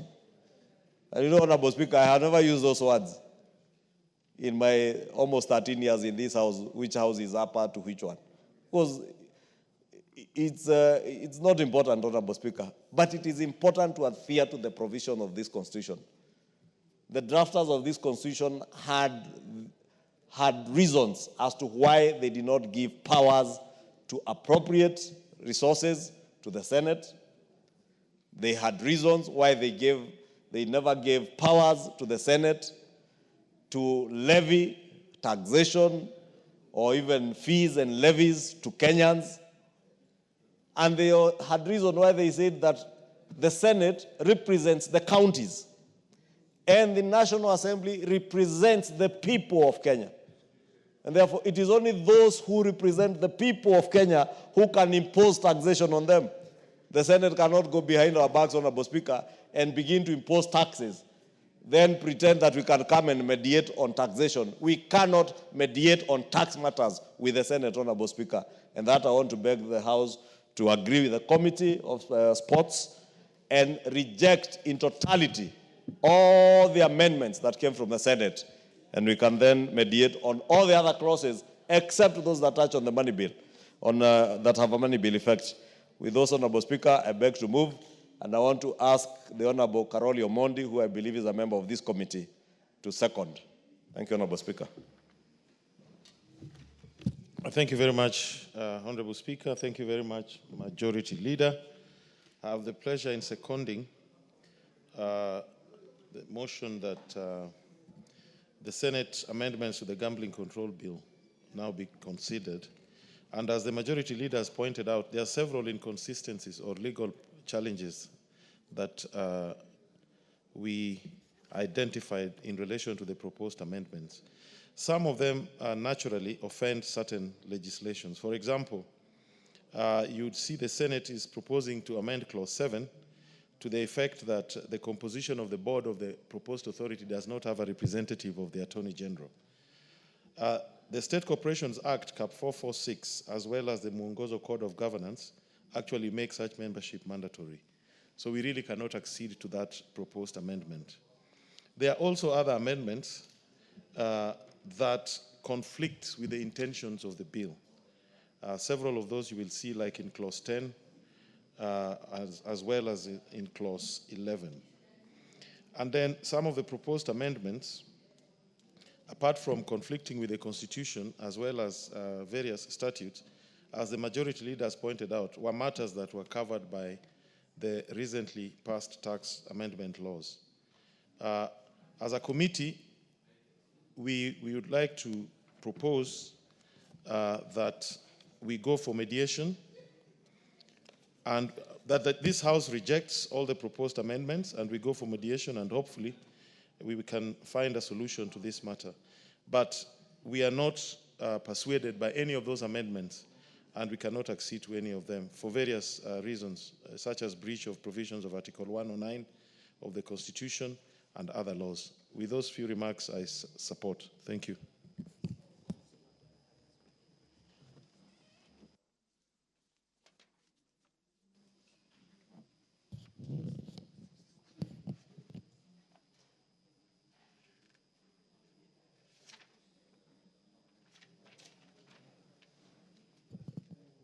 Honorable members, I now propose the question that this House do agree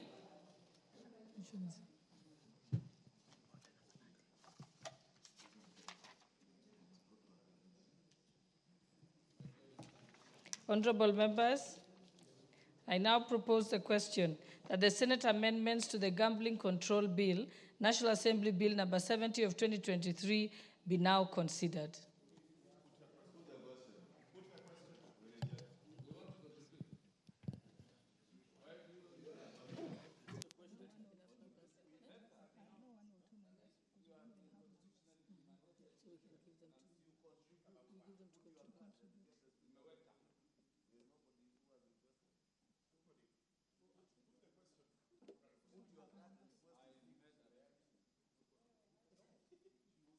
The honorable member.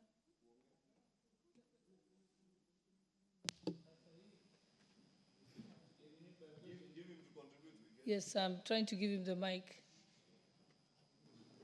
Yes, there you have the mic. Thank you, Madam Speaker. Inasmuch as I'm loyal to the leader of majority, they have been given constitutional opportunity to quite often speak, whereas the ordinary members have to struggle to catch the speaker's eye, Madam Speaker. And I think it's a rare opportunity. That's why I have been adamant. I should at least say something so that people of Wajir North can hear their member of parliament. I may not speak with wisdom, at least I pronounce myself. Madam Speaker, it is clear, it's a simple, straightforward motion, but we can only legislate or argue out issues where there is ambiguity. Inasmuch as there is clarity in the law, in plain English, I don't see why the Senate or the two houses are always in a tussle to fight over their mandate. I don't know why the Senate looks so desperate to interfere on the mandate of the National Assembly. They carry themselves as the upper house when indeed they are not. There is nothing in a name. We can even call them by that name. But surely they can only be so in executing their role as stipulated in the Constitution. Madam Speaker, I was just casually, in a very quick way, running through Article 96 on the role of the Senate. And they have nothing to do on the matters in the motion. From 96, 1, 2, 3, it's all limited to county matters. The interest of counties, matters affecting the counties, protecting the county government. The National Assembly is within the purview of the National Assembly, the national government functions. So, Madam Speaker, I wonder, you are a senior, a legal mind.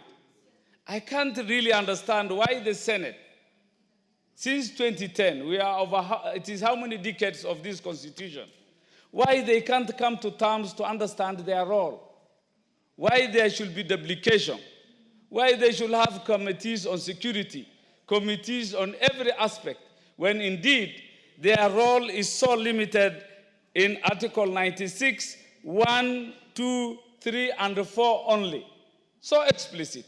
So mine is to ask the leadership of this House, can we come together and really know and tell each other the roles as they are in the Constitution?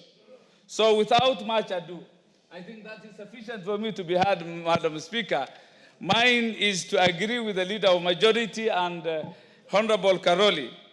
They have contravened the Constitution when they really know what they were doing is in contravention of the Constitution. It is a deliberate attempt to do so. And the work of the National Assembly is protected, preserved in the Constitution. And that shall remain so until we amend the Constitution. With those few contributions, I say thank you, Madam Speaker. Thank you. The Honorable Member for Gishugu, Honorable Gishumu Gidinji. Honorable Nyikali, you're next. So you hold on. Thank you, Honorable Speaker. I think I support the motion that we delete and all the amendments that have been done by the Senate, because they have overstepped their mandate as per the Constitution. Under Article 96, Senate is there to protect the interests of the counties. And I believe it should also follow that they should also be oversighting matters that relate to the counties. Sometimes we find it very contradicting that the National Assembly, which has the mandate to oversight the National Assembly, the national government operations and functions under the ministries, we have parallel committees of the National Assembly and the Senate, and which might come out with the different conclusions or even outcomes. So it is very, I think Senate should not be provoking the National Assembly and inviting them to discuss these things. We are all members of Parliament, but the Parliament has two levels, and the roles are specifically being specified in the Constitution. So let Senate do their work, let the National Assembly do their work, and it's also very clear that the Senate cannot initiate bills which deal with the money.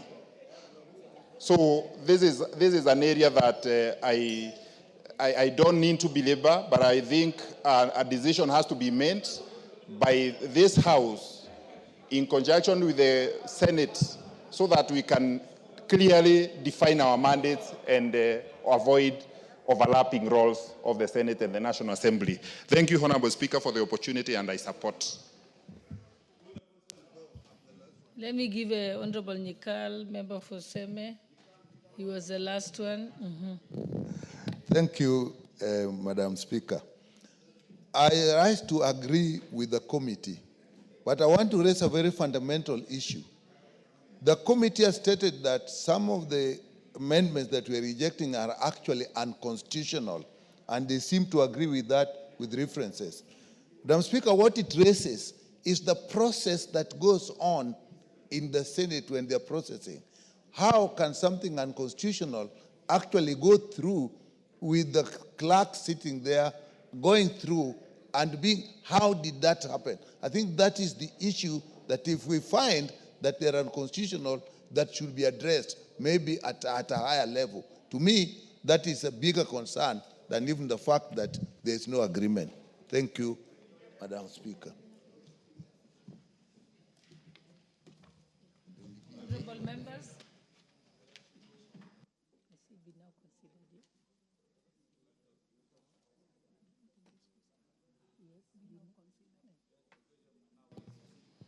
Honorable members, I now put the question that the Senate amendments to the Gambling Control Bill, National Assembly Bill number 70 of 2023 be now considered.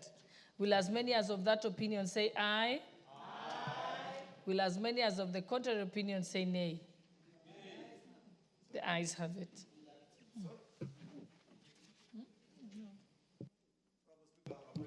Yes, I think, honorable members. Let me put the question afresh.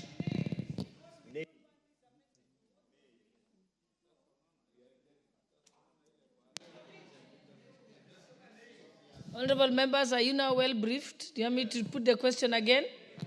Okay. Okay, I'll put the question again. Honorable members, I now put the question that the Senate amendments to the Gambling Control Bill, National Assembly Bill number 70 of 2023 be now considered. Will as many as of that opinion say aye? Will as many as of the contrary opinion say nay? Nay. The nays have it.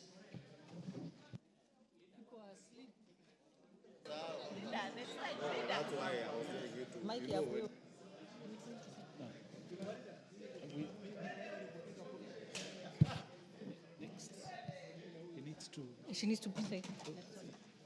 Next order. It needs to next order. Yes. Yeah. Yeah, we have our chain up. Chain is there.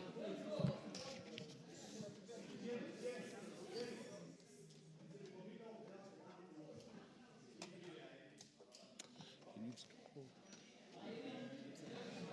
Honorable members, the net effect of that is that when we go to the committee of the whole, we'll only consider the startup bill, and therefore we shall not consider the second part of it, which is the Senate amendments, which you've just rejected. Okay, next order. Order number 14, Committee of the Whole House.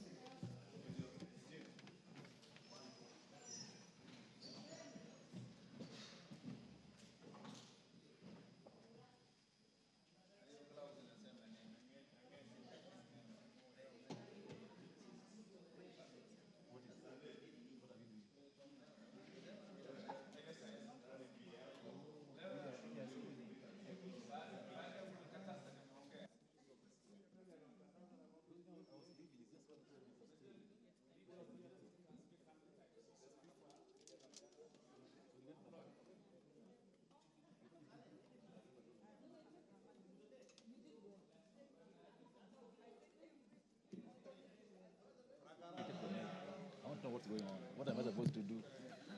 So you just... I want to see what it is. Which bill? It's a startup bill. So they were supposed to...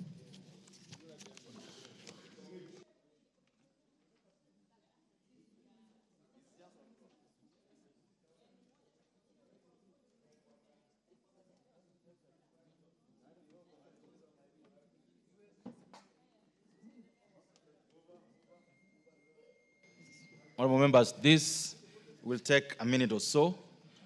You remember in the morning we had the committee of the whole on the startup bill.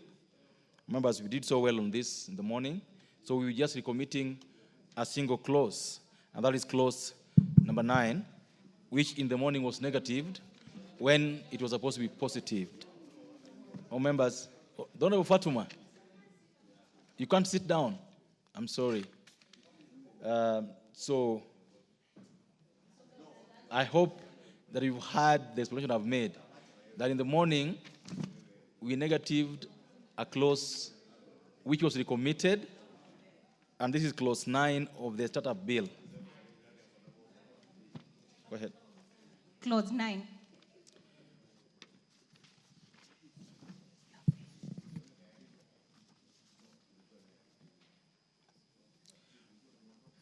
Honourable members, I now propose the question that the clause 9 of the startup bill be part of the bill. Mover.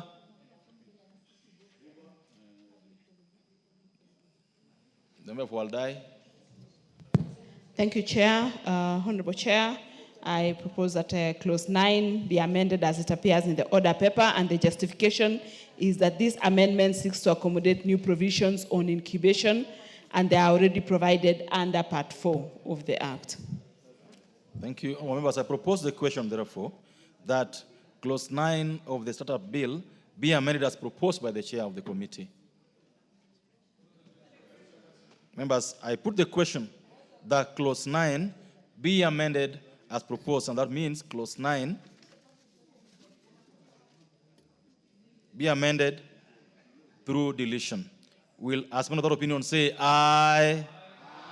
Will as many of the opinion say nay? The ayes have it. Members, I now put the question that clause 9 as amended be part of the bill. Will as many of the opinion say aye? Will as many of the opinion say nay? The ayes have it.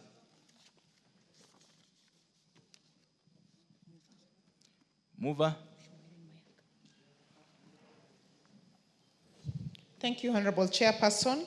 I beg to move that the committee do report to the House its consideration of the Startup Senate Bill number 14 of 2022 and its approval thereof with amendments. Thank you. All members, therefore put the question, which is that the committee do report to the House its consideration of the Startup Bill, Senate Amendment Bill number 14 of 2022, and its approval thereof with amendments. Will as many of the opinion say aye? Will as many of the opinion say nay? The ayes have it.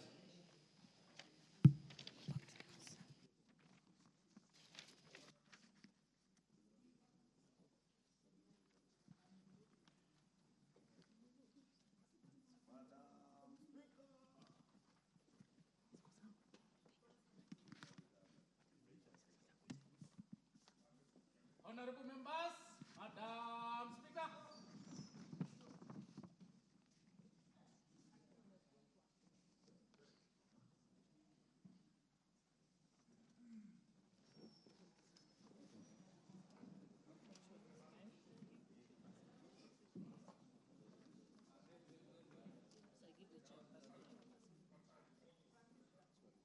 Okay, Chairperson, you may move the report. Honorable Speaker, I beg to report that the Committee of the Whole House has considered the Startup Bill, Senate Bill number 14 of 2022, and approved the same with amendments. Okay, mover. Honorable Mayaka. Honorable Speaker, I beg to move that the Startup Bill, Senate Bill number 14 of 2022, be now read a third time, and I also request the Honorable Marianne Kaitani to second.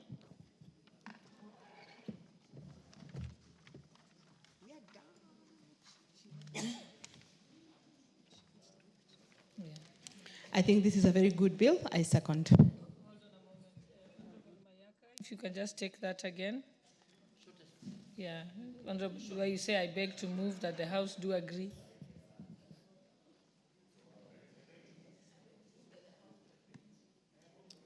After the chairpersons.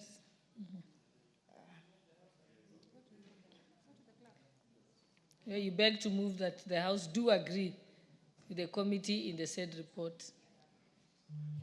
Honorable Speaker, I beg to move that the House do agree with the committee on the said bill, on the said report. And I request the Honorable Marianne Kaitani to second. Honorable Kaitani. I second.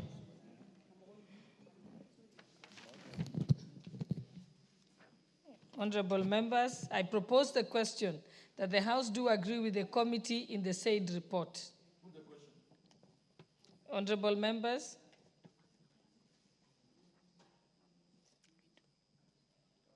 Yes, check.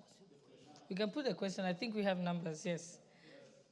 Honorable members, I now put the question that the House do agree with the committee in the said report. Will as many as of that opinion say aye? Aye. Will as many as of the contrary opinion say nay? The ayes have it. Then we get a move of the bill. Honorable Mayaka, move of the bill. You can move it third reading, yes. Okay.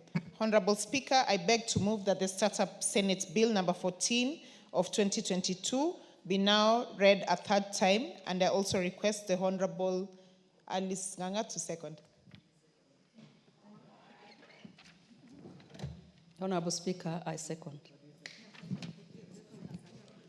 Honorable members, I propose the question that the Startup Senate Bill number 14 of 2022 be now read a third time. And now put the question.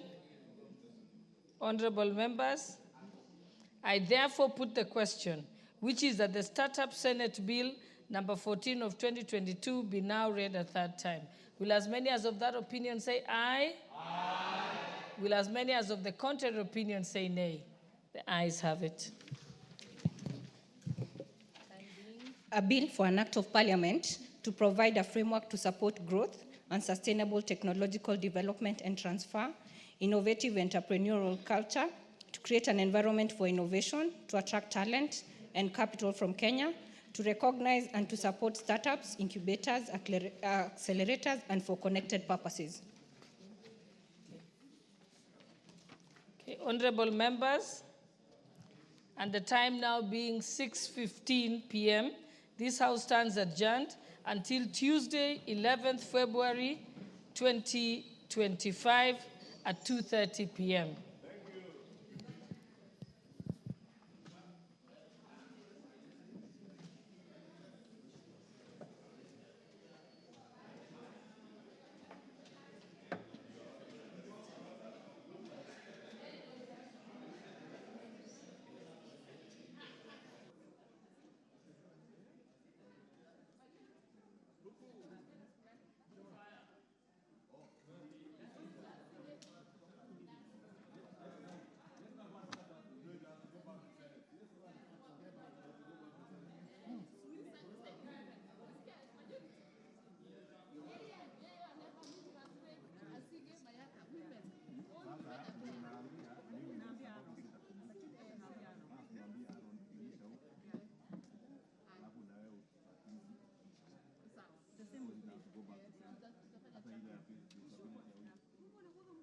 I think I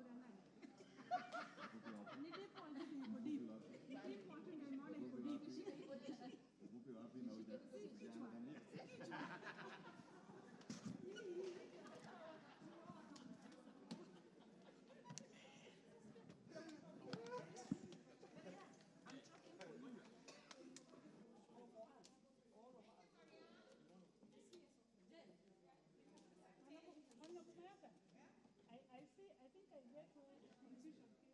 confusion.